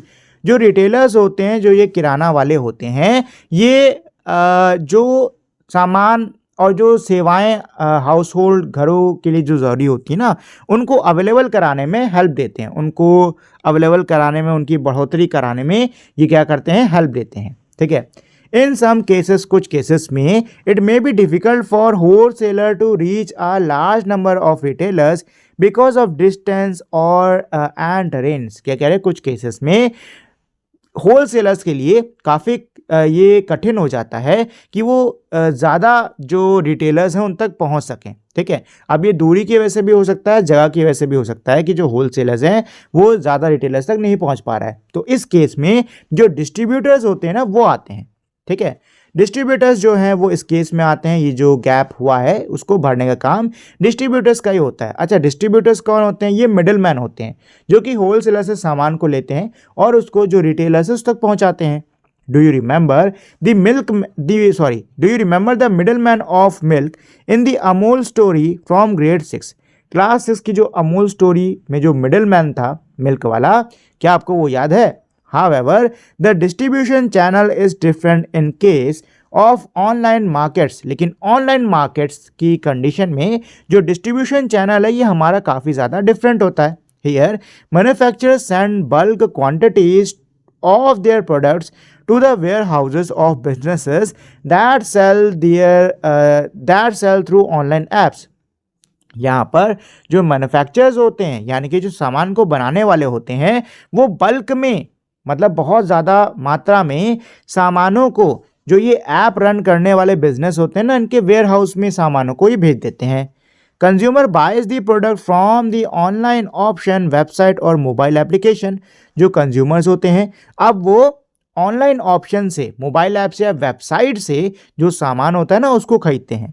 These businesses are called aggregators. ये जो बिजनेसेस होते हैं इनको हम लोग एग्रीगेटर्स बोलते हैं। The aggregators then pack the products and deliver them to online buyers. ये जो एग्रीगेटर्स होते हैं ये फिर प्रोडक्ट्स को पैक करते हैं और जो ऑनलाइन बायर्स होते हैं ना उन तक इस सामान को डिलीवर कर देते हैं। Let's explore the chain of supply in the physical market of the textile market in Surat Gujarat. क्या कह रहे हैं कि भाई गुजरात के अंदर सूरत की जो मशहूर टेक्सटाइल मार्केट है, आइए उसकी चेन ऑफ सप्लाई। अच्छा, चेन ऑफ सप्लाई क्या होता है? मतलब देखो सामान जब आता जाता है ना तो उसकी एक चेन बन जाती है, ठीक है, उसी को हम बोलते हैं चेन ऑफ सप्लाई। मतलब कहाँ से आ रहा है कहाँ को जा रहा है इसी को बोलते हैं चेन ऑफ सप्लाई, ठीक है। तो सूरत की जो चेन ऑफ सप्लाई है ना उसको अब हम लोग देखेंगे, ठीक। अच्छा, यहाँ पे सूरत की जो मार्केट लगती है उसके बारे में कुछ चीज़ें दी हुई हैं, जैसे कि ये एशिया की सबसे पुरानी टेक्सटाइल मार्केट यानी कि हमारी कपड़ा बाजार है, ठीक है। And cities famous known as textile hub, और जो शहर है इसको टेक्सटाइल हब के नाम से जाना जाता है, ठीक है। The Surat textile market consists of thousands of factories manufacturing cotton and synthetic textiles. क्या कह रहे हैं कि भाई सूरत की जो टेक्सटाइल मार्केट है इसके अंदर हजारों कारखाने आते हैं जो कि कॉटन के और सिंथेटिक टेक्सटाइल्स, सिंथेटिक कपड़े बनाते रहते हैं। इन the case of cotton textile के केस में, कॉटन के कपड़े के केस में जो रॉ कॉटन है उसको जो कॉटन की मंडियां हैं, ठीक है, जो रुई की मंडियां हैं, जो कपास की मंडियां हैं वहां से लिया जाता है, ठीक है। करीब की जो महाराष्ट्र की मंडी है वहाँ से आता है, यहाँ तक कि गुजरात के कुछ क्षेत्र हैं वहाँ से भी यहाँ पर कॉटन आता है। It is transformed into finished fabric और garment after processing at various stages. कई सारे स्टेजेस पे प्रोसेस होने के बाद में इसको फिनिश्ड गुड में, फिनिश्ड गारमेंट में बदल दिया जाता है, ठीक है। वीविंग और पावर लूम यहाँ पे अब दिया हुआ कि भाई अलग अलग प्रोसेस क्या होती है कि जो पावर लूम है ना उसके ऊपर इसकी बुनाई की जाती है, ठीक है। Dyeing in processing unit and so on, processing unit में इसको डाई किया जाता है, इसमें कलर किया जाता है इत्यादि। The product moves from one stage to another through markets for woven fabric, for dyed fabric and for finished product, saris और रेडीमेड गारमेंट्स फॉर एग्जाम्पल, ठीक है। क्या कह रहे हैं कि अब जो प्रोडक्ट है उसको एक स्टेज से, मार्केट के एक स्टेज से दूसरी स्टेज में भेजा जाता है, ठीक है। जैसे कि जो फैब्रिक है उसको बुना जाता है, ठीक है, फिर उसको रंगा जाता है, फिर आपकी जो फिनिश प्रोडक्ट है वो तैयार हो जाता है। The finish product from the fabric is traded by the manufacturing unit in the wholesale market. क्या कह रहे हैं कि अब जो फिनिश प्रोडक्ट है उसको अब जो मैन्युफैक्चरिंग यूनिट है वो होलसेल मार्केट में क्या करते हैं, उसको वो बेच देते हैं, ठीक है। The wholesalers are an important channel of supply as they oversee the distribution of the products to the small shopkeepers and big retail store across the country and internationally. जो होलसेलर्स होते हैं अब ये हमारे एक बहुत ही इम्पॉर्टेंट हैं इस चेन ऑफ सप्लाई में, ये बहुत ही ज़्यादा इम्पॉर्टेंट हैं क्योंकि जो इस सामान का वितरण होना है छोटे दुकानदारों में या बड़े दुकानों में या विदेशों में भेजा जाना है वो इन्हीं की निगरानी में होना है। They also assess how much product is required by retailer. इसके अलावा ये भी ये असेस करते हैं, इसकी भी जांच करते हैं कि रिटेलर द्वारा कितने सामान की ज़रूरत है। This help maintain the stock of product with the manufacturers and ensure an uninterrupted supply of product to the end consumers. इससे एक प्रॉपर स्टॉक रखने में मदद मिलती है कि भाई इतने सामान की ज़रूरत है तो इतना सामान तो बनना चाहिए ताकि कंज्यूमर्स तक बिना रुके सामान जो है वो पहुंचाया जा सके, क्योंकि अगर सामान कम पड़ गया तो कंज्यूमर्स तक सामान सही से नहीं पहुंच पाएगा, ठीक है। इससे जो मार्केट है वो डिसरप्ट हो जाती है, वो बंद पड़ जाती है। चलो let's explore Ask your nearest retailers about our product, its place of origin, and the chain of suppliers in the process of the product reaching the shop. क्या कह रहा है कि आपके कोई भी करीब का जो किराना दुकानदार है उससे आप कोई भी सामान है उसके बारे में पूछो कि वो सामान कहाँ से आया है, उसकी चेन ऑफ सप्लाई क्या है, पूरा प्रोसेस क्या रहा है उसके दुकान तक आने का. Trace this using a flow chart like figure 12-11 and share it in class. क्या कह रहे हैं कि आपको फ्लो चार्ट टाइप का बनाना होगा इसका, जो कि आपने फिगर 12-11 में देखा ना, वैसे करके आपको फ्लो चार्ट बनाना होगा इस चीज़ का और फिर उसको क्लास में शेयर करना होगा. Don't miss out. Apart from textile, Surat is home to the largest diamond industry in the world. क्या कह रहे हैं, टेक्सटाइल के अलावा, कपड़ा का अलावा जो सूरत है ये दुनिया की सबसे बड़ी डायमंड इंडस्ट्री भी यहीं पर सूरत में ही पाई जाती है. Approximately 1.5 million artisans are involved in activities like cutting and polishing diamonds into polishing diamonds on a gigantic scale. क्या कह रहे हैं कि भाई तकरीबन 1.5 मिलियन जो आर्टिजन्स हैं यानी कि जो कारीगर हैं वो हीरो के पॉलिशिंग कटिंग में बहुत ही भारी मात्रा में क्या है इन्वॉल्व हैं.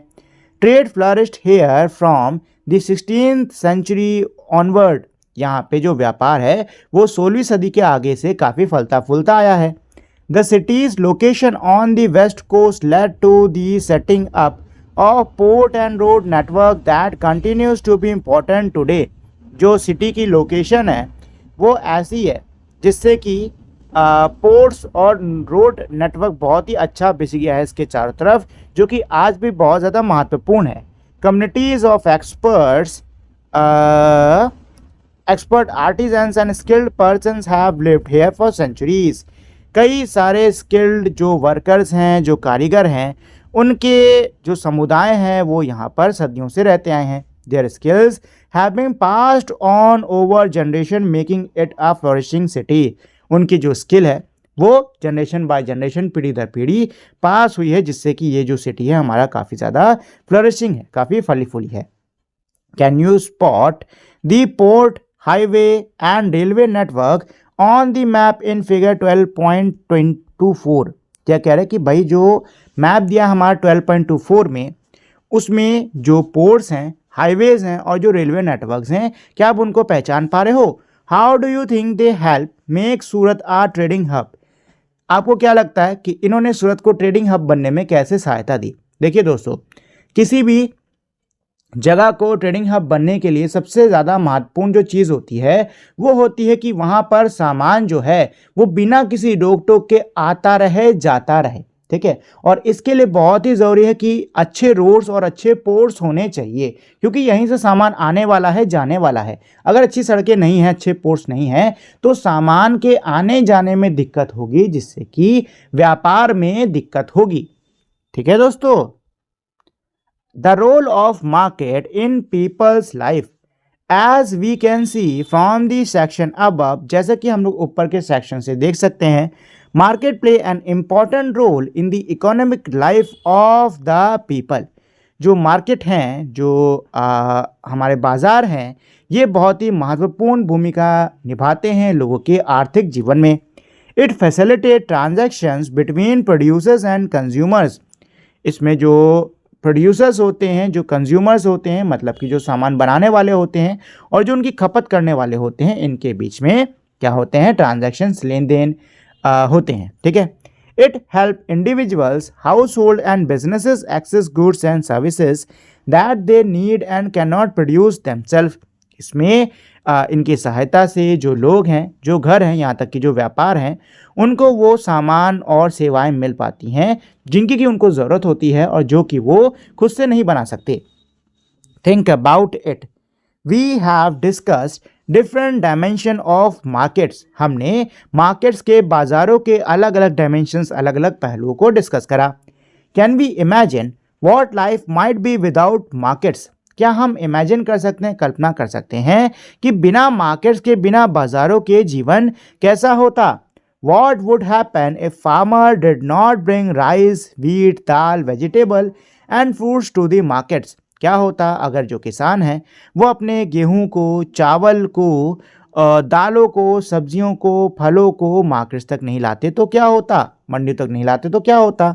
What would happen if the producers of cloth in Surat could not procure input like cotton from market? क्या होता अगर जो सूरत में जो कपड़ा बनाने वाले हैं उनको अगर मार्केट से, मंडियों से अगर कॉटन नहीं मिलता, वो नहीं ला पाते तो क्या होता। ठीक है, देखो अगर ये सारी चीज़ें ना होती तो सीधी सी बात है सब कुछ ठप पड़ जाता, मार्केट पूरी तरीके से, मंडी पूरी तरीके से ठप पड़ जाती और पूरी चेन ऑफ सप्लाई है ना वो टूट जाती, सामान हम तक पहुंच ही नहीं पाता क्योंकि कोई सामान बन ही नहीं रहा होता। तब जब सामान बनता ही नहीं तो हम तक आता कहाँ से, हवा में। चलो, in this section we will explore a few other dimensions of the role of market. इस सेक्शन में हम लोग मार्केट के जो हमारे कुछ और पहलू जो हैं उनको देखेंगे। आकृति is a professional artist who creates oil paintings on canvas. आकृति जो है ये एक प्रोफेशनल आर्टिस्ट है, प्रोफेशनल कलाकार है जो कि ऑयल पेंटिंग बनाती है कैनवस पर। हर painting is appreciated but she find it difficult to find buyers. उसकी जो पेंटिंग्स हैं उसको अप्रिशिएट तो करा जाता है, उसको पसंद तो करा जाता है, लेकिन उसको बायर्स खरीदने में दिक्कत होती है। She is worried about where to sell the paintings and what price she should offer them for. वो चिंतित है कि अपनी पेंटिंग्स को वो कहाँ बेचेगी और उसके लिए वो क्या प्राइस ऑफर करे, इसके लिए वो बहुत ही चिंतित है। Unlike the case of guavas there are fewer local buyers and sellers for art work. क्या कह रहा है कि भाई गुआवास की तरह, मतलब गुआवास की, देखो गुआवास के ना बहुत सारे बायर्स और सेलर्स होते हैं, लेकिन जो आर्ट वर्क होता है ना उसके बहुत ही कम बायर्स और सेलर्स होते हैं, मतलब उसको खरीदने वाले, बेचने वाले बहुत ही कम होते हैं। Can you think of other products which do not have a ready market. क्या आप कुछ और प्रोडक्ट्स के बारे में सोच सकते हो जिसकी रेडी मार्केट, मतलब जिसकी जो मार्केट बाजार है वो तैयार नहीं है। How does it affect those willing to buy or sell. जो लोग खरीदना बेचना चाहते हैं उसको ये कैसे अफेक्ट करता है। What are the different ways in which artist can find buyers for their work today. वो क्या हमारे अलग तरीके होते हैं जिससे कि जो आर्टिस्ट हैं, जो चित्रकार हैं, वो अपने आर्ट के लिए, अपने काम के लिए बायर्स, खरीदारों को ढूंढ सकते हैं। How market benefit society. जो मार्केट है वो सोसाइटी को कैसे हेल्प करता है, इसको कैसे बेनिफिट करता है, इसको हम लोग पढ़ेंगे। Let's explore. Consumers prefer to buy refrigerators that use less electricity. जो कंज्यूमर्स होते हैं यानी कि जो लेने वाले होते हैं, सामान लेने वाले जो लोग होते हैं, वो ऐसे फ्रिज को लेना ज़्यादा पसंद करते हैं जिसमें बिजली कम लगती है। When a large number of consumers began to ask for refrigerators that uses less electricity, what do you think happens in the network you saw in figure 1211? क्या कह रहा है कि जब जो कंज्यूमर्स हैं वो ऐसे फ्रिज जो कि कम बिजली खाते हैं उनकी ज़्यादा मांग करने लग जाते हैं, तो आपको क्या लगता है, आपने जो नेटवर्क देखा है फिगर 1211 में, उसमें क्या होता है। तो सीधी सी बात है, उसमें अगर डिमांड ज़्यादा है ऐसे फ्रिजेस की जो बिजली कम खाते हैं, तो सीधी सी बात है ऐसे फ्रिजेस का बनना भी ज़्यादा हो जाएगा इस डिमांड को पूरा करने के लिए। ठीक है ना, मार्केट जो है वो डिमांड के हिसाब से चलती है, जितनी डिमांड होती है, जैसी डिमांड होती है उस हिसाब से मार्केट चलती है, उस हिसाब से सामान मार्केट में भेजा जाता है। The producers get an indication as to what consumers would buy. जो प्रोड्यूसर्स होते हैं यानी कि जो सामान बनाने वाले होते हैं उनको एक तरीके से एक संदेश मिलता है कि जो कंज्यूमर है वो क्या खरीदना चाहता है। They produce refrigerator which use less electricity. तो अब वो ऐसे रेफ्रिजरेटर्स को प्रोड्यूस ज़्यादा करने लगेंगे जहाँ पे बिजली की जो खपत है वो कम हो रही है। दिस बेनिफिट सोसाइटी दो the production of energy efficient refrigerator. इससे सोसाइटी का बेनिफिट होगा। कैसे बेनिफिट हो रहा है, कैसे फ़ायदा हो रहा है समाज का, कि भाई अब ऐसे रेफ्रिजरेटर्स बन रहे हैं, ऐसे फ्रिजेस बन रहे हैं जो कि एनर्जी एफिशिएंट है, मतलब जिनमें एनर्जी कम लगती है। Although buying and selling is an economic activity that involves monetary exchange interaction in the market often move beyond just enquiring about the products and services और नेगोशिएटिंग बिटवीन पार्टीज। क्या कह रहे हैं कि भाई वैसे तो खरीदना बेचना ये एक आर्थिक गतिविधि है जिसमें कि हमारे धन का आदान प्रदान जो है वो शामिल होता है, लेकिन अक्सर जो इंटरेक्शन है, जो हमको बाज़ार में जो इंटरेक्शन देखने को मिलता है लोगों के बीच में, जो हम लोग को बातचीत देखने को मिलती है, जो संबंध देखने को मिलता है, वो अक्सर हमारा खरीद से ऊपर तक बढ़ जाता है। Often, a relationship develop between buyer and seller that continue even across generation। अक्सर इससे एक रिलेशनशिप, एक संबंध बन जाता है खरीदने वाले बेचने वाले के बीच में, जो जनरेशन्स यानी कि पीढ़ियों दर पीढ़ी आगे तक चलता रहता है। Some families have long-lasting trusted relationship with their tailors, jewelers and doctors over decades। क्या कह रहे हैं कि कई परिवारों का क्या होता है कि भाई इससे काफ़ी मतलब जब वो लंबे समय तक किसी की सर्विस यूज़ करते हैं ना, तो एक भरोसा सा बन जाता है और फिर उन परिवारों का कोई भी काम होता है ना, तो वो उन्हीं के पास में जाते हैं, उन्हीं टेलर, उन्हीं ज्वेलर्स या उन्हीं डॉक्टर्स के पास में जाते हैं। एग्जाम्पल के लिए डॉक्टर्स का ही ले लो, आप लोग का कोई ना कोई फैमिली डॉक्टर होगा, मतलब कोई एक ऐसा डॉक्टर होगा जिसके पास में आप जाते होगे जब भी आप बीमार हो पड़ते हो तब। ठीक है, मान लो आपके घर के आसपास कोई डॉक्टर खोल देता है दुकान, तब भी आप उसके पास नहीं जाओगे, उसी के पास जाओगे जो कि आपका ट्रस्टेड डॉक्टर है। ठीक है, many families in India maintain an account with the local grocer that is settled at the end of the month. Bharat में कई सारे परिवार जो हैं वो जो लोकल दुकानदार होते हैं ना, उनके साथ में उनका खाता चलता है जो कि महीने के आखिर में वो सेटल कर देते हैं। So, while the primary role of the market is to promote economic activity, it also has non-economic significance in many people's life। क्या कह रहे हैं? तो जो मार्केट होता है ये हमारे जो आर्थिक गतिविधियां हैं इनको प्रमोट तो करता है, प्राइमरी इन्हीं को प्रमोट करता है, लेकिन इसमें कई सारे हमारे नॉन इकोनॉमिक चीज़ें भी शामिल हैं जो कि लोगों के जीवन के लिए काफ़ी ज़्यादा महत्वपूर्ण होती हैं। मदर्स मार्केट एमा खैतल, एक सेकेंड, चलिए। मदर्स मार्केट एमा खैतल इन दी मिताई language of Manipur is a unique market in Imphal. क्या कह रहे हैं? मदर्स मार्केट, जिसको कि इमा खैतल कहा जाता है मिताई भाषा में मणिपुर की, ये एक बहुत ही इम्फाल की बहुत ही खास मार्केट है। About 3000 women own and run all shop in this market। इस मार्केट में, इस बाज़ार में 3000 महिलाएं जो हैं वो सारी दुकानों को ओन करती हैं, उनको चलाती हैं। They sell vegetables, cloth including traditional Manipuri attires, handlooms and handicraft, local produces and daily essential that people in the cities and the surrounding area require। इसमें शामिल हैं सब्जियां, इसके अलावा जो मणिपुरी जो पारंपरिक कपड़े हैं वो, हाथ से बनी हुई चीज़ें, लोकल प्रोड्यूस मतलब लोकली बनाई गई चीज़ें, और भी जो रोज़मर्रा की चीज़ें हैं जो कि शहर के लोगों को, आसपास की जगहों के लोगों को जिनकी ज़रूरत होती है, वो सब इन मार्केट में बिकता है। On one hand the market provide employment becoming an important source of income for thousands of families. एक तरफ ये जो मार्केट है ये कई सारे रोज़गार को भी ला रही है, ये जो बाज़ार है ना कई सारे रोज़गार को भी ला रही है, हज़ारों परिवार के ये इनकम का मुख्य स्रोत है। ऑन दी अदर हैंड वहीं दूसरी तरफ द मार्केट इस मेल्टिंग पॉट ऑफ कल्चर। ये जो मार्केट होती हैं ये कल्चर की, संस्कृति की एक मेल्टिंग पॉट होती हैं, मतलब यहाँ पे आपको बहुत सारी अलग अलग संस्कृति देखने को मिल जाएगी। People from different communities come together to exchange ideas and enjoy shared tradition। अलग अलग समुदाय के जो लोग हैं वो यहाँ पर साथ में आते हैं, अपने विचारों को एक दूसरे के साथ में बांटते हैं, जो परंपराएं हैं उसको एक दूसरे के साथ में बांटते हैं। Don't miss out।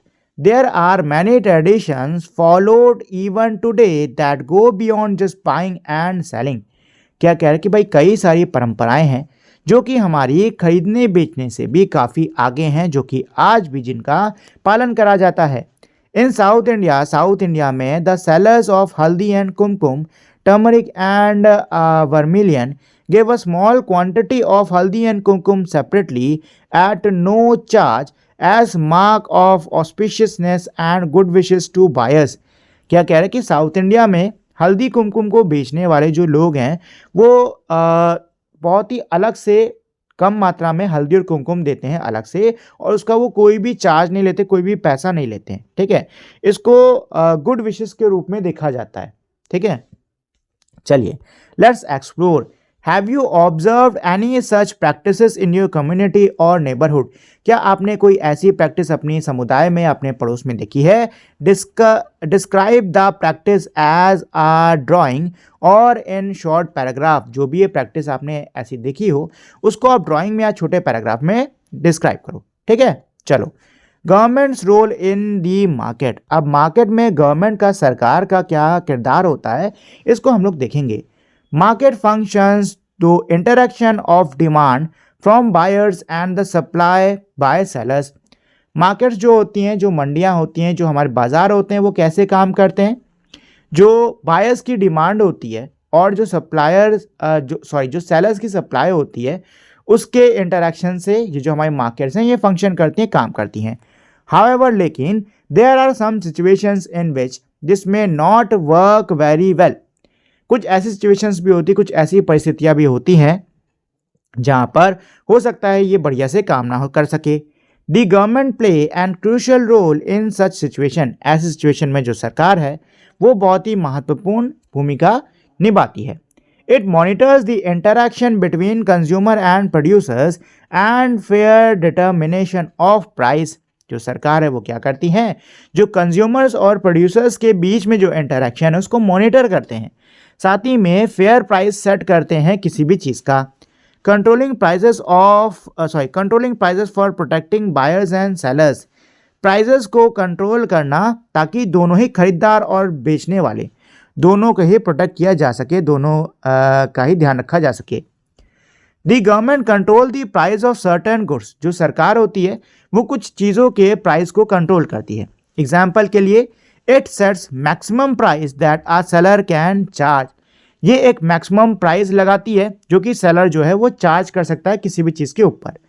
Several essential goods and services such as life saving drugs have a upper limit on their price. कई सारी जो हमारी ज़रूरी चीज़ें होती हैं, ज़रूरी सामान, ज़रूरी सेवाएं होती हैं, जैसे कि हमारे जीवन बचाने वाली कुछ दवाइयाँ, उन पर अपर लिमिट लगी होती है। मतलब दुकानदार इससे ज़्यादा इन चीज़ों को बेच ही नहीं सकता किसी भी कंडीशन में। Another instance is where the government set the minimum price at which essential agriculture product like wheat, paddy and maize can be sold. दूसरा एग्जाम्पल है इसमें कि सरकार जो है वो एक मिनिमम प्राइस लगा देती है, एक कम से कम दाम लगा देती है एग्रीकल्चर प्रोडक्ट्स जैसे कि गेहूं, पैडी, मक्के का, कि भाई इससे कम दाम पे तो ये बिकेगा ही नहीं। This ensure that farmer do not इनकर लॉसेस। इससे ये सुनिश्चित होता है कि किसानों को नुकसान ना हो। The government also set minimum wage for work done by employers so that employers make fair payment to them. जो सरकार होती है वो मिनिमम वेज को सेट करती है। वो रोजगार में जो मजदूर होते हैं, काम करने वाले जो एम्प्लॉयज़ होते हैं, उनके लिए एक मिनिमम वेज सेट करती है जिससे कि उनको सही जो वेतन है वो मिल सके। However, the government need to carefully implement such price limit। लेकिन सरकार को भी ऐसे प्राइस लिमिट को इम्प्लीमेंट करने के लिए बहुत ही ध्यान रखना पड़ता है। If the price is too low, producers would not have any motivation to produce। अगर प्राइस बहुत ज़्यादा कम है तो जो प्रोड्यूसर्स हैं, यानी कि जो पैदा करने वाले हैं, उनमें कोई मोटिवेशन नहीं रहेगा चीज़ों को पैदा करने के लिए। If the price is too high, consumers would be disadvantaged. अगर प्राइस बहुत ज़्यादा है तो जो कंज्यूमर्स हैं उनको अब नुकसान होगा। Let's explore. Onions are important part of cuisine in most part of India. जो अनियंस यानी कि जो प्याज होते हैं वो क्विजीन के खाने के बहुत ही महत्वपूर्ण हिस्सा है। इस सम सीजन्स, कुछ मौसम में, the supply of onions come down in the market. कुछ मौसम में बाजार में जो सप्लाई होती है प्याज की वो बहुत ज़्यादा कम हो जाती है। What do you think happens to the price of onion when this happen? क्या लगता है आपको कि अनियन के, प्याज के प्राइजेस के साथ में क्या होता है जब ऐसा होता है? तो देखो दोस्तों, कभी भी मार्केट में अगर किसी चीज़ की डिमांड ज़्यादा है लेकिन वो चीज़ कम है तो सीधी सी बात है, जो प्राइस है, जो कीमत है, हमेशा ऊपर जाएगी। इसी तरीके से अगर मार्केट में प्याज की मांग है लेकिन प्याज नहीं है तो प्याज की जो कीमत है वो ऊपर जाएगी। ठीक है। What will happen if people supplying onion do not bring the required quantity to the market? क्या होगा अगर जो प्याज सप्लाई करने वाले जो लोग हैं वो जिस मात्रा की ज़रूरत है मार्केट में उस मात्रा के प्याज को नहीं लाएंगे, तो क्या होगा भाई, प्याज की कमी हो जाएगी। What do you think the government should do in this situation? इस सिचुएशन में सरकार क्या करेगी? तो भाई इस सिचुएशन में सरकार जो है वो आगे आएगी और इसको लेकर कदम उठाएगी कि भाई ऐसा काम करने वाले जो लोग हैं वो सही तरीके से काम करें। ठीक है ना, वो जानबूझकर जो मार्केट है ना उसको शॉर्ट ना करें, प्राइस बढ़ाने के लिए जानबूझकर मार्केट को शॉर्ट ना करें। कई सारे जो बेचने वाले होते हैं ना वो यही करते हैं, वो बाज़ार में सामान को बहुत कम पहुंचाते हैं या बाज़ार में सामान को पहुंचाते नहीं है, जिससे कि जो सामान होती है ना उसकी शॉर्टेज होती है, उसकी कमी हो जाती है, और जब कमी होती है तो उसका प्राइस बढ़ जाता है, और जब उसका प्राइस बढ़ जाता है ना तो ये लोग अपने सामान को बेचते हैं। ठीक है, जो कि इलीगल है, गैर कानूनी है, और सरकार जो है वो सुनिश्चित करती है कि ऐसा कोई भी काम ना किया जाए। ठीक है, चलिए, ensuring quality and safety standard. The government has a role in ensuring the welfare of consumer and protecting them from unfair practices. जो सरकार होती है, जो गवर्नमेंट होती है, उसका काम होता है कि जो कंज्यूमर्स हैं वो उनके वेलफेयर का ध्यान रखे। ठीक है, साथ ही में उनको वो प्रोटेक्ट करे, उनकी रक्षा करे जो अनफेयर, जो गलत प्रैक्टिसेस हैं उनसे। The government ensure that manufacturers follow the required quality and safety standard while producing goods and delivering services. जो सरकार होती है वो ये सुनिश्चित करती है कि जो मैन्युफैक्चर हैं यानी कि जो सामान बनाने वाले हैं वो किसी भी चीज़ की जो क्वालिटी है, जो गुणवत्ता है, उसको सही रखें। ठीक है, जो सेफ्टी स्टैंडर्ड डिसाइड किया गया है उसके हिसाब से रखें। ठीक है, जो सर्विसेज हैं उसको डिलीवर करने में भी सेफ्टी स्टैंडर्ड्स का ध्यान रखा जाए। फॉर इंस्टेंस, उदाहरण के लिए pharmaceutical companies manufacture medicine for treating disease. उदाहरण के लिए जो फार्मास्यूटिकल कंपनीज होती हैं वो दवाइयों को बनाती हैं बीमारियों को ट्रीट करने के लिए। The government set procedures for approval of medicine and conduct sample testing to check if the produced drug met standard of quality. जो सरकार होती है उसने दवाइयों को अप्रूवल देने के लिए एक प्रोसीजर सेट करा हुआ है। ठीक है, इसके अलावा जो टेस्टिंग, जो सैंपल भेजा जाता है ना इन कंपनियों द्वारा, उसकी भी टेस्टिंग सरकार करवाती है, ये चेक करने के लिए कि जो सामान बेचने की बात हो रही है क्या उसकी जो क्वालिटी है वो सही है भी या नहीं। These regulations ensure the quality and the safety of drugs so that there is no risk to consumers' health. ऐसे जो रेगुलेशंस होते हैं, ऐसे जो नियम कानून होते हैं, वो ये चीज़ सुनिश्चित करते हैं कि जो ड्रग्स हैं, जो दवाइयाँ हैं, उनके जो गुण हैं, उन की जो सुरक्षा है उसको मेंटेन किया जाए ताकि कंज्यूमर की हेल्थ पर कोई भी नुकसान ना हो। Mitigating the external effect of markets. Markets sometime have significant effect beyond the selling and buying. जो मार्केट्स होते हैं अक्सर इनके ऐसे इफेक्ट होते हैं, ऐसे असर होते हैं जो कि खरीदने बेचने से कहीं ज़्यादा आगे हैं।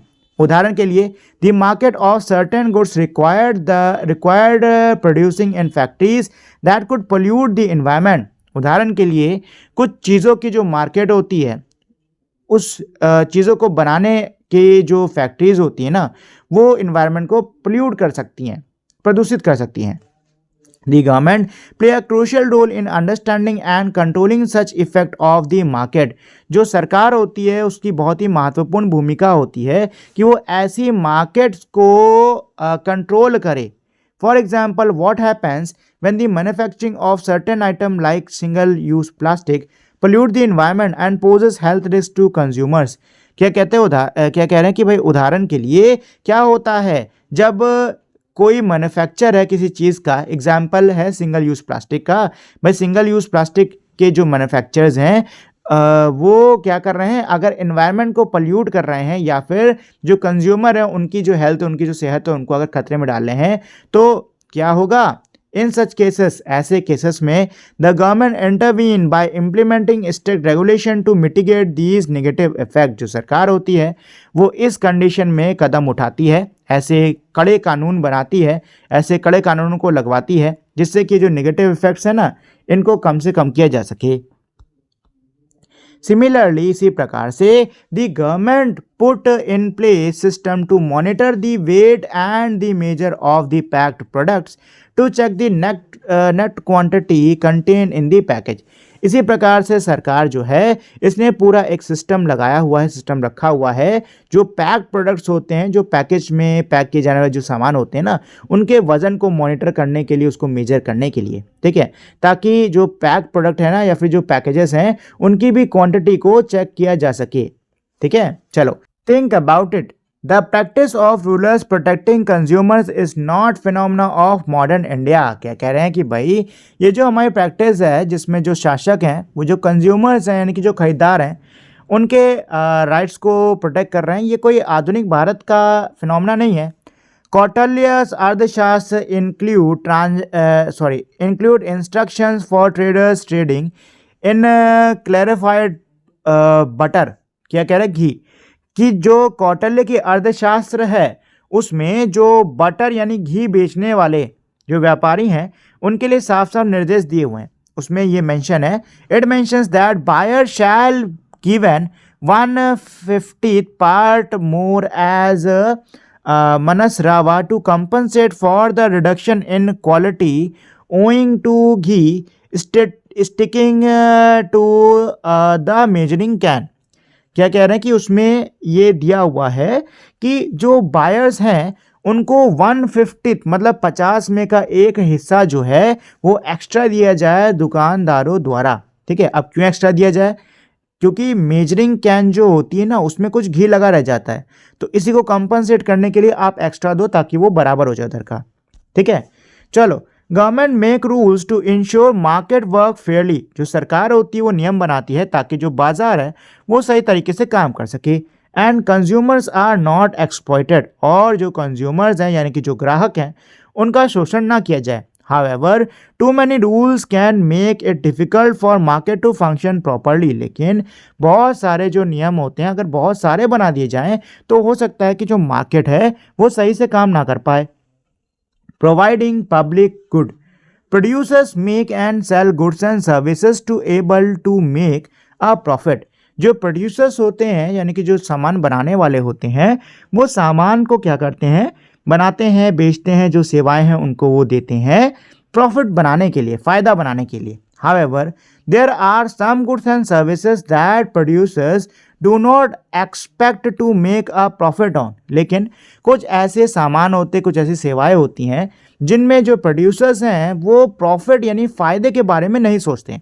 उदाहरण के लिए पब्लिक पार्क हो गया, रोड हो गया, पॉलिशिंग हो गया और सो ऑन। इसमें देखो ये जो काम है ना ये पहली बात तो सरकार द्वारा कराए जाते हैं और इसमें सरकार ना प्रॉफिट का यानी कि मुनाफे का नहीं सोचती है।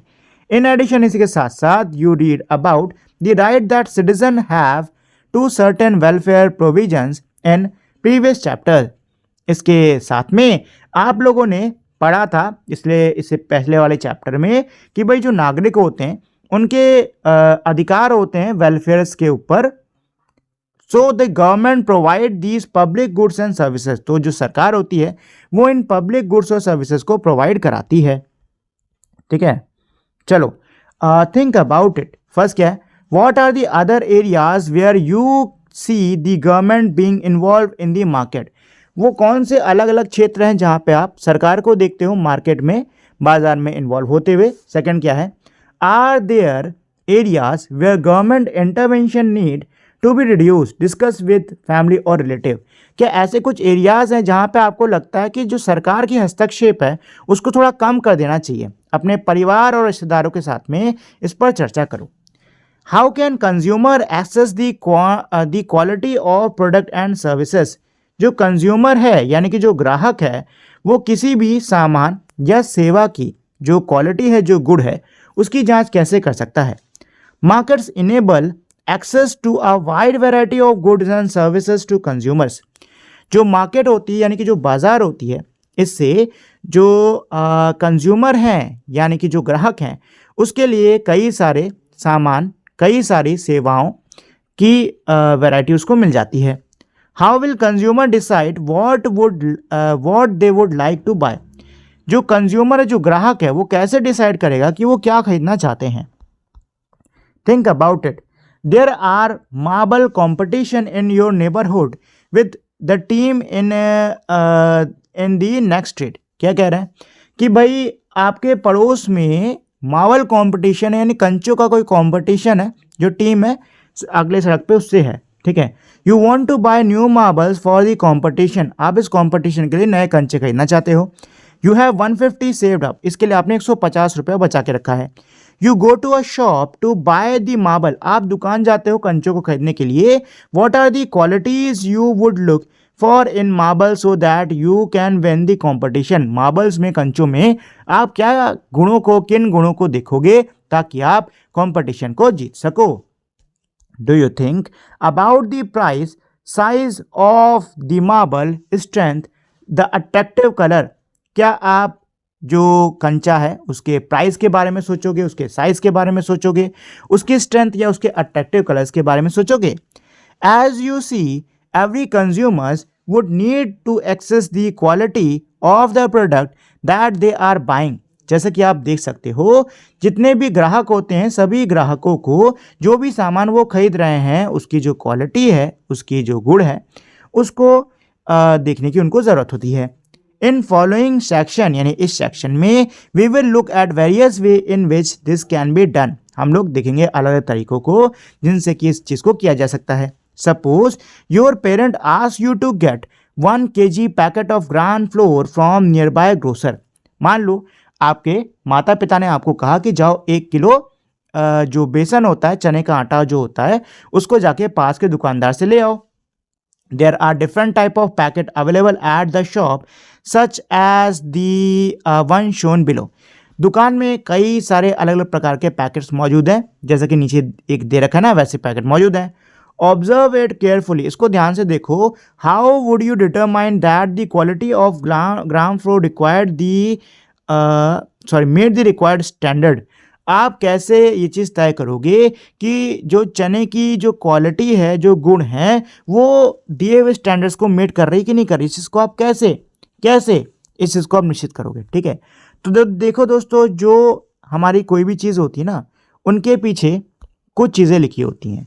जैसे कि सबसे ऊपर होता है आपका नेट क्वांटिटी, मतलब मात्रा कितनी है, 2 किलो 3 किलो, किस तारीख को बना है, ये किस दिन तक सही रहेगा. इसके अलावा बनाने वाले का नाम पता क्या है, और यहाँ पे FSSAI का मार्क और लाइसेंस नंबर ये दिया होता है. ठीक है. यहाँ पे बैच नंबर होता है, जो सामान बना है उसका बैच नंबर होता है. MRP होता है, यहाँ पे न्यूट्रिशनल फैक्ट पैनल होता है कि उसमें क्या क्या न्यूट्रिशन है वो होता है. इंग्रेडिएंट की लिस्ट होती है, और अगर कोई एलर्जेंट है, मतलब कोई एलर्जी करने वाली चीज़ है ना, तो वो भी आपको यहाँ पे लिखनी होती है. ठीक है. तो इतनी सारी चीज़ें मौजूद होती हैं किसी भी चीज़ के पैकेट के पीछे. Did you notice the FSSAI लोगो? क्या आपने FSSAI के लोगो को नोटिस करा? FSSAI means Food Safety and Standard Authority of India, and its symbols on the food packets and carton indicate that the food has been tested by the government and is safe to consume. क्या कह रहे हैं कि FSSAI का मतलब होता है food safety and standard authority of India. इसका फूड पैकेट पर होने का मतलब है कि भाई उस फूड को सरकार द्वारा टेस्ट करा गया है और वो कंज्यूम करने के लिए क्या है, सेफ है, सुरक्षित है. Government agencies provide such certificate that help buyers to access product quality. सरकार की जो एजेंसीज होती हैं वो ऐसे सर्टिफिकेट देती हैं ताकि जो बायर है, जो खरीदार है, वो किसी भी चीज़ के गुण को माप सके. Their presence on the product or its package confirm that their product fulfill the minimum quality standard. किसी भी पैकेट पर इनके सिंबल के होने का मतलब ये है कि भाई जो भी ये प्रोडक्ट है, ये जो मिनिमम क्वालिटी स्टैंडर्ड है उसको तो मीट कर ही रहा है. ठीक है. Let's see what each of these label means. चलिए देखते हैं कि इन सभी लेबल का क्या मतलब होता है. ठीक है. तो ये जो आप पहला लेबल देख रहे हो, ये किसका है? इंडियन स्टैंडर्ड इंस्टीट्यूशन यानी ISI का है. किसका है दोस्तों? ISI का है. ठीक है. इसको इशू करता है ब्यूरो ऑफ इंडियन स्टैंडर्ड यानी BIS. ठीक है. और ये जो सिंबल है, ये अक्सर जो इलेक्ट्रिकल अप्लायंस, बिजली के जो अप्लायंस होते हैं ना, construction materials, automotive tyre part, इन सब पे उपलब्ध होता है। और ये जो है उस चीज़ की क्वालिटी को सुनिश्चित करते हैं और ये सुनिश्चित करते हैं कि जो प्रोडक्ट है यूज़ के लिए क्या है, सेफ़ है। ठीक है, इसी प्रकार से आपको ये जो अगमार्क है ये खेती बाड़ी की चीज़ों के ऊपर नज़र आएगा। ठीक है ना, ये खेती बाड़ी की चीज़ों के ऊपर नज़र आएगा। ठीक है, और ये सर्टिफिकेट होता है एक तरीके से कि ये जो खेती बाड़ी का प्रोडक्ट है, फल सब्जी या जो कुछ भी है, दाल, ये सेफ है, सुरक्षित है, इसको आप यूज़ कर सकते हो। ठीक है, नेक्स्ट जो है ये 5 स्टार वाला, ये आपको इलेक्ट्रॉनिक जो आइटम होते हैं जैसे टीवी, लैपटॉप, एयर कंडीशन, इन सब के ऊपर नज़र आएगा। ठीक है, बी स्टार रेटिंग होती है ये। बी का मतलब क्या है, ब्यूरो ऑफ एनर्जी एफिशिएंसी। ठीक है, इस रेटिंग का मतलब होता है कि भाई जो प्रोडक्ट है उसमें वो क्या है, हाईली एनर्जी एफिशिएंट है। ठीक है, जितने ज़्यादा स्टार्स होते हैं उतनी ज़्यादा उस प्रोडक्ट को चलाने में एनर्जी कम लगती है। ठीक है ना, ये जो है कंज्यूमर्स के लिए काफ़ी अच्छा होता है, इससे वो जो इलेक्ट्रिसिटी बिल है ना उसको कम कर सकते हैं। ठीक है, और ये एनवायरनमेंट के लिए भी बढ़िया होता है। चलिए लेट्स एक्सप्लोर क्या है इसमें। Check out the BEE star label on electronic devices in your home and made a chart of all the devices in increasing order of their energy efficiency। क्या कह रहे हैं कि आपके घर में मौजूद जो इलेक्ट्रॉनिक डिवाइसेस हैं उन पे जो BEE का स्टार लेवल है ना उसको देखो। ठीक है, और आपको क्या करना है, चार्ट बनाना होगा बढ़ती हुई इंक्रीजिंग ऑर्डर में। ठीक है, इंक्रीजिंग ऑर्डर में जो एनर्जी एफिशिएंसी ना उसके बढ़ते हुए क्रम में आपको चार्ट बनाना होगा। ठीक है, चलो। On the other hand, purchase decision of buyers are influenced by the reputation of the product। क्या कह रहे कि वहीं दूसरी तरफ जो किसी भी खरीदार का उस सामान को लेना है या नहीं लेना है उसका जो फैसला होता है वो प्रोडक्ट के रेपुटेशन पर भी डिपेंडेंट होता है। It is build through word of mouth, जो कि वर्ड ऑफ माउथ से बिल्ड होता है। Have your family members bought some product because their friends और relative suggest it to them. क्या आपके परिवार के सदस्य ने कोई सामान खरीदा है क्योंकि उसके दोस्त या किसी परिवार ने उनको वो रेकमेंड करा था। Online reviews and feedback come feedback from other consumers about product and services help us decide whether to buy or not while shopping online. क्या कह रहे हैं कि जो ऑनलाइन रिव्यूज़ होते हैं, फीडबैक होते हैं बाकी कंज्यूमर्स द्वारा, ग्राहकों द्वारा किसी भी सामान पर या किसी भी सेवा पर, इससे हम फैसला करते हैं कि क्या उस सामान या उस सेवा को हम लोग लेंगे या नहीं लेंगे। ठीक है दोस्तों, चलिए तो ये था हमारा पूरा ये कंप्लीट चैप्टर। अब इसके बाद में हम बिफोर वी मूव ऑन से इस चैप्टर का थोड़ी सी रिवीजन कर लेते हैं, देन उसके क्वेश्चन आंसर्स पर आएंगे। ठीक है, तो इसका पहला पॉइंट क्या है कि भाई market facilitates exchange between buyers and sellers at mutual agreed price which is determined by the demand of the buyer and supply by seller. क्या कह रहे हैं कि भाई जो मार्केट होते हैं, जो मंडियाँ होती हैं, जो बाज़ार होते हैं, उसमें खरीदने वाले बेचने वाले के बीच में आदान प्रदान होता है एक ऐसे प्राइस पर जिस पर दोनों ही राज़ी होते हैं। ठीक है, और ये प्राइस तय किया जाता है किसके द्वारा, जो भी डिमांड है बायर्स उनके, और जो सप्लायर बेचने वाले की जो सप्लाई है उसके ऊपर ये प्राइसेस को सेट करा जाता है। Market have a chain of participants like manufacturer, wholesaler, distributor and retailers that enable supply of goods to final consumers। क्या कह रहे हैं कि जो मार्केट होती है उसमें चेन ऑफ पार्टिसिपेंट मतलब भाग लेने वाले कई सारे लोग होते हैं, जैसे कि सामान को बनाने वाले, होलसेलर, डिस्ट्रीब्यूटर, रिटेलर्स, ये सब होते हैं जो कि सामान को बनाने से लेकर तैयार करके बेचने तक पूरा देखते हैं। ठीक है, चलो। Market are also places for interaction as they bring people together and enable exchange of ideas and tradition। Market जो होती हैं यानी कि जो हमारे ये बाज़ार होते हैं ये लोगों को साथ में लाते हैं। ठीक है, उनके जो उपाय हैं, जो उनकी संस्कृति है, उसका आदान प्रदान होता है। The government play a regulatory role in the markets to promote quality standards for products and services and fair practice in the market। क्या कह रहे हैं कि जो सरकार होती है ये रेगुलेटरी रोल निभाती है। रेगुलेटरी रोल मतलब मार्केट्स में ये एक तरीके से मार्केट्स को चलाने का काम करती है। ठीक है ना, कैसे चलाती है, जो क्वालिटी स्टैंडर्ड्स होते हैं ना उनको प्रमोट करती है। किसी भी चीज़ के, किसी भी प्रोडक्ट के, किसी भी जो सेवा है उसके जो क्वालिटी स्टैंडर्ड्स है ना उनको ये प्रमोट करती हैं, फेयर प्रैक्टिसेस को ये प्रमोट करती हैं। However, consumers can also assess the quality of product and service through certification mark on the product from government agencies and through online reviews। क्या कह रहे हैं कि जो ग्राहक होता है वो भी किसी भी सामान या किसी भी जो सेवा है उसकी क्वालिटी, उसके गुण की जांच कर सकता है। उस पर मौजूद जो गुणवत्ता के निशान होते हैं उनको देखकर ये निशान सरकारी एजेंसी द्वारा प्रोवाइड कराए जाते हैं, या फिर जो ऑनलाइन रिव्यूज़ है ना, इनके द्वारा भी किसी भी चीज़ की जो गुण है उनकी जांच की जा सकती है। ठीक है, चलिए दोस्तों, तो अब आते हैं हम लोग से इसके क्वेश्चन आंसर्स पर।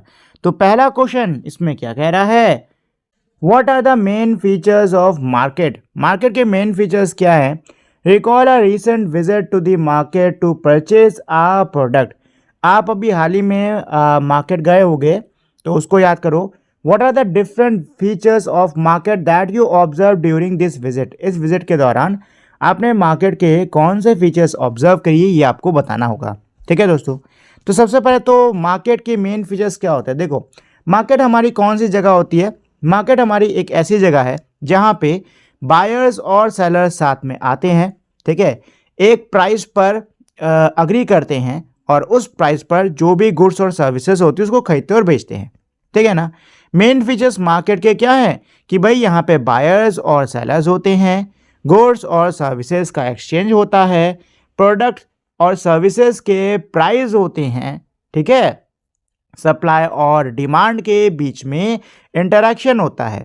ठीक, ये सारे मेरे क्या है, मार्केट के फीचर्स ही हुए, है कि नहीं दोस्तों। और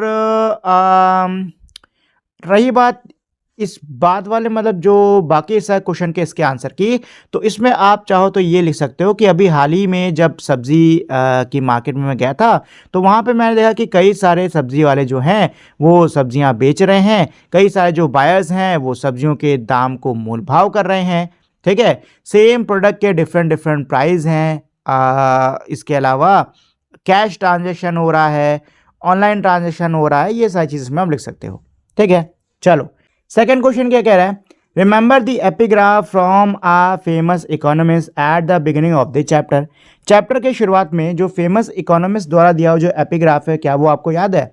discuss it's relevance in the context of the chapter you have read. इसकी जो रेलेवेंस है इस चैप्टर के हिसाब से जो कि अभी आपने पढ़ा है, इसको डिस्कस करो। तो देखो दोस्तों, जो एपिग्राफ था उसमें क्या था, उसमें ये था कि कोई भी जो समृद्ध बाजार होती है वो कौन सी होती है, वो होती है जहाँ पे जो बायर्स और जो सेलर्स होते हैं उनको वो सामान मिलता है, लोगों को वो सामान मिलता है जिसकी कि उनको ज़रूरत होती है। ठीक है, इसके अलावा वो सामान को खुद नहीं बनाते।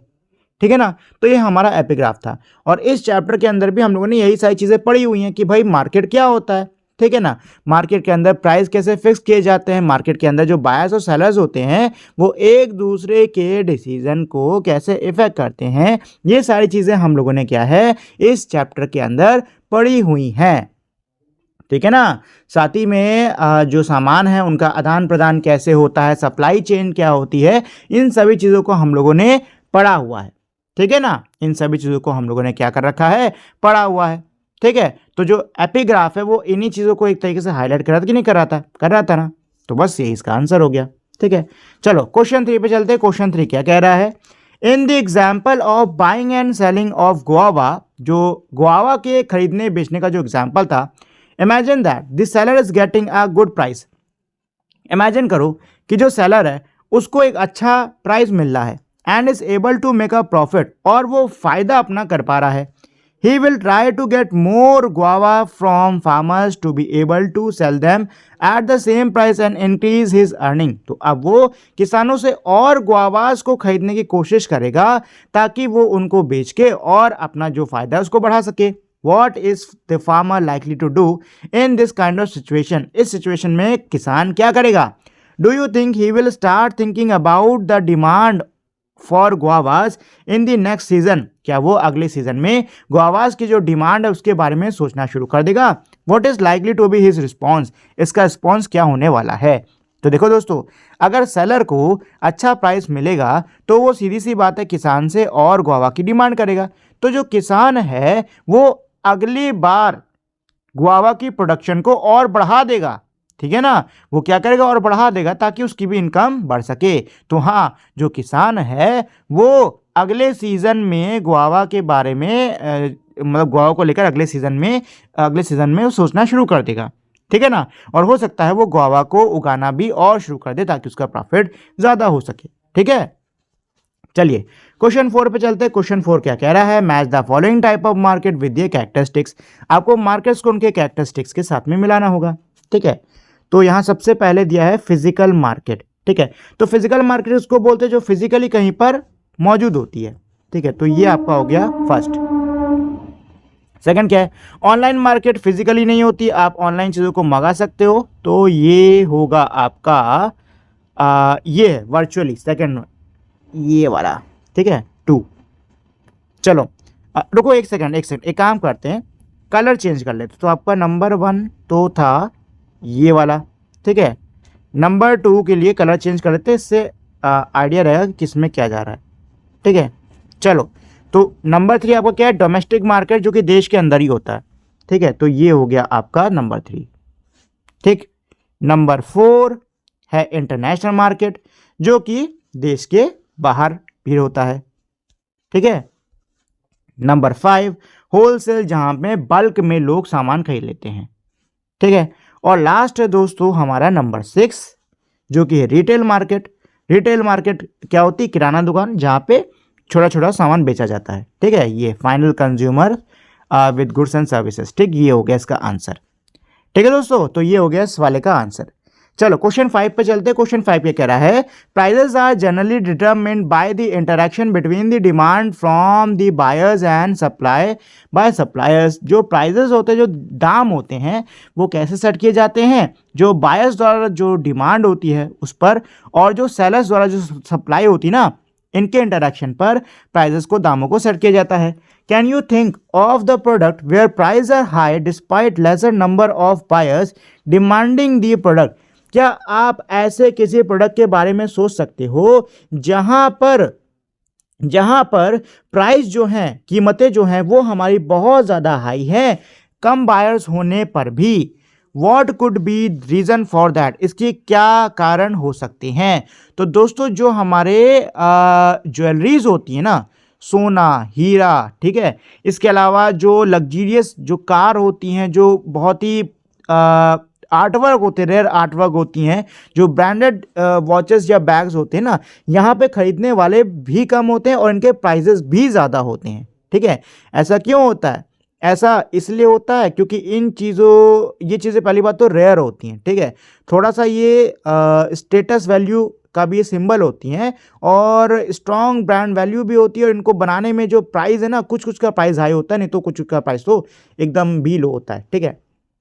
चलो तो क्वेश्चन 6 पर चलते हैं। क्वेश्चन 6 क्या कह रहा है, look at the real life situation that a retail seller of vegetable encounter.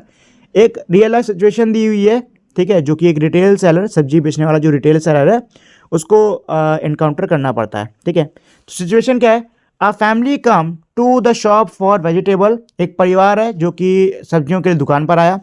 The price of bean that the seller on the card was offering 30 per KG. जो कीमत सब्जी वाला दे रहा था वो था 30 रुपया प्रति किलो, ठीक है। जो महिला हैं वो बार्गेन करना शुरू करती हैं और प्राइस को 25 रुपये प्रति किलो पर ले आती हैं, ठीक है। अब जो सेलर है वो प्रोटेस्ट करता है और वो इस दाम पर बेचने से मना कर देता है कि भाई उसको घाटा होगा। जो महिला है वहाँ से चली जाती हैं। अब जो फैमिली है वो सुपर बाज़ार में जा रहे हैं, पास के सुपर बाज़ार में उनको बीन्स जो हैं वो अच्छे से साफ़ सफाई से पैकेट में पैक, प्लास्टिक बैग में पैक में लिए 40 रुपये प्रति किलो में, ठीक है।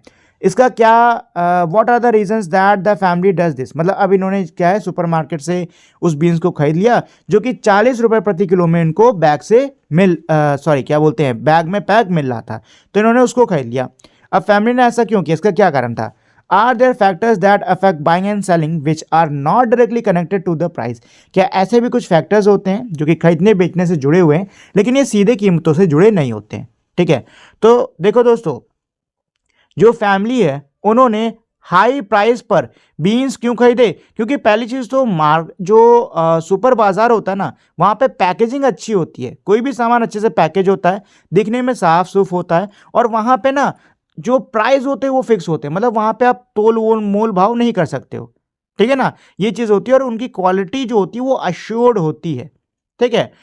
हाँ, कई हमारे और प्राइस के अलावा कई हमारे और भी फैक्टर्स होते हैं जो कि किसी भी चीज़ के बाइंग और सेलिंग को इफ़ेक्ट करते हैं, और ये हमारे फैक्टर्स होते हैं हाइजीन, कंफर्ट, ब्रांड नेम, ठीक है, शॉपिंग एक्सपीरियंस, ये सारी चीज़ें भी किसी भी चीज़ के बाइंग और सेलिंग को इफ़ेक्ट करते हैं, ठीक है दोस्तों।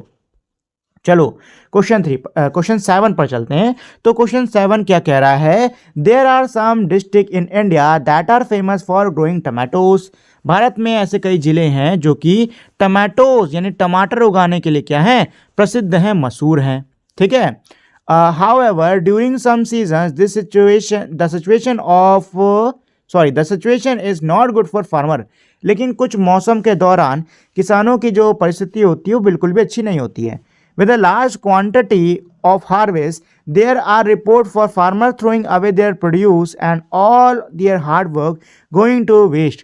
क्या कह रहा है कि भाई ज़्यादा मात्रा में हार्वेस्ट होने के कारण, उपज होने के कारण जो किसान होते हैं वो या फिर तो अपने देखो, ज़्यादा जब हार्वेस्ट होती है ना तो मंडी में इनके सामान का इनको सही दाम नहीं मिलता, तो इस केस में किसान जो होता है ना वो अपने सामान को कई बार ऐसे फेंक देता है, अपनी जो कड़ी मेहनत है उसको ऐसे फेंक देता है। Why do you think farmer do this? क्या लगता है आपको किसान ऐसा क्यों करता है? What role can wholesalers play in such situation? जो होल सेलर होते हैं वो ऐसे सिचुएशन में क्या रोल निभा सकते हैं? What are the possible way of ensuring that the tomato are not wasted and the farmer are also not at loss? कौन से ऐसे पॉसिबल तरीके हैं जिससे कि ये सुनिश्चित किया जा सके कि टमाटर बर्बाद ना हो और किसान को भी नुकसान ना हो? तो देखो दोस्तों, किसान पहली बात तो अपने सामान को, जैसे कि टमाटर वाले एग्जांपल में टमाटर कब फेंकता है? जब टमाटर बहुत ज़्यादा होता है। अब क्योंकि टमाटर ज़्यादा है तो प्राइस सीधी सी बात है नीचे आएगा, तो प्राइस इतना ज़्यादा नीचे आ जाता है कि वो कॉस्ट को कवर ही नहीं कर पाता है, ठीक है ना, कॉस्ट को बिल्कुल ही कवर ही नहीं कर पाता है, और इस केस में किसान के पास में फेंकने के अलावा और कोई ऑप्शन नहीं रहता है। अच्छा, जो होल सेलर है वो इस केस में काफ़ी हेल्प कर सकता है, क्योंकि वो क्या करेगा, किसान से टमाटर को लेकर उसको स्टोर कर सकता है, ट्रांसपोर्ट करके दूसरी मार्केट्स तक पहुंचा सकता है, ठीक है, ये सारी चीज़ें कर सकता है, ठीक है। इससे जो वेस्टेज है वो भी कम होगी, ठीक है, जो बर्बादी है वो भी कम होगी, ठीक है। इसके अलावा जो किसान है उसको भी नुकसान नहीं होगा, ठीक है ना, उसको भी नुकसान नहीं होगा, ठीक है दोस्तों। नेक्स्ट क्वेश्चन 8 क्या कह रहा है? Have you heard about or visited a school carnival fair organized by your school or any other school? क्या आप आपके स्कूल द्वारा आयोजित किसी मेले में या किसी और स्कूल द्वारा आयोजित किसी मेले में गए हो या उसके बारे में सुना है? Discuss with your friends and teachers. अपने फ्रेंड्स और टीचर्स के साथ में डिस्कस करो about kind of activities organise by student there. बच्चों द्वारा वहाँ पे कौन कौन सी एक्टिविटीज़ को ऑर्गेनाइज करा गया था, इसके बारे में आप डिस्कस करिए अपने दोस्तों और टीचर्स के साथ में। How do they conduct selling and negotiating with buyers? Buyers के साथ में वो कैसे सेलिंग और नेगोशिएशन कर रहे थे, ठीक है दोस्तों। तो देखो, स्कूल का जो मेला अगर कभी लगाया जाता है तो उसमें जो बच्चे होते हैं वो फूड स्टॉल हो गया, गेम काउंटर हो गया, क्राफ्ट या इन सबको बेचते हैं, ठीक है। वो प्राइजेस को फिक्स कर देते हैं, कोई भी इंसान आता है तो उसको वो समझाते हैं कि भाई ये प्रोडक्ट हमारा ऐसा ऐसा, हमने इसको ऐसे बनाया है। इसके अलावा बायर्स को अट्रैक्ट करने के लिए पोस्टर वोस्टर बना के बाकी सब भी लटकाते हैं और बहुत ही पोलाइटली नेगोशिएट करते हैं, ठीक है।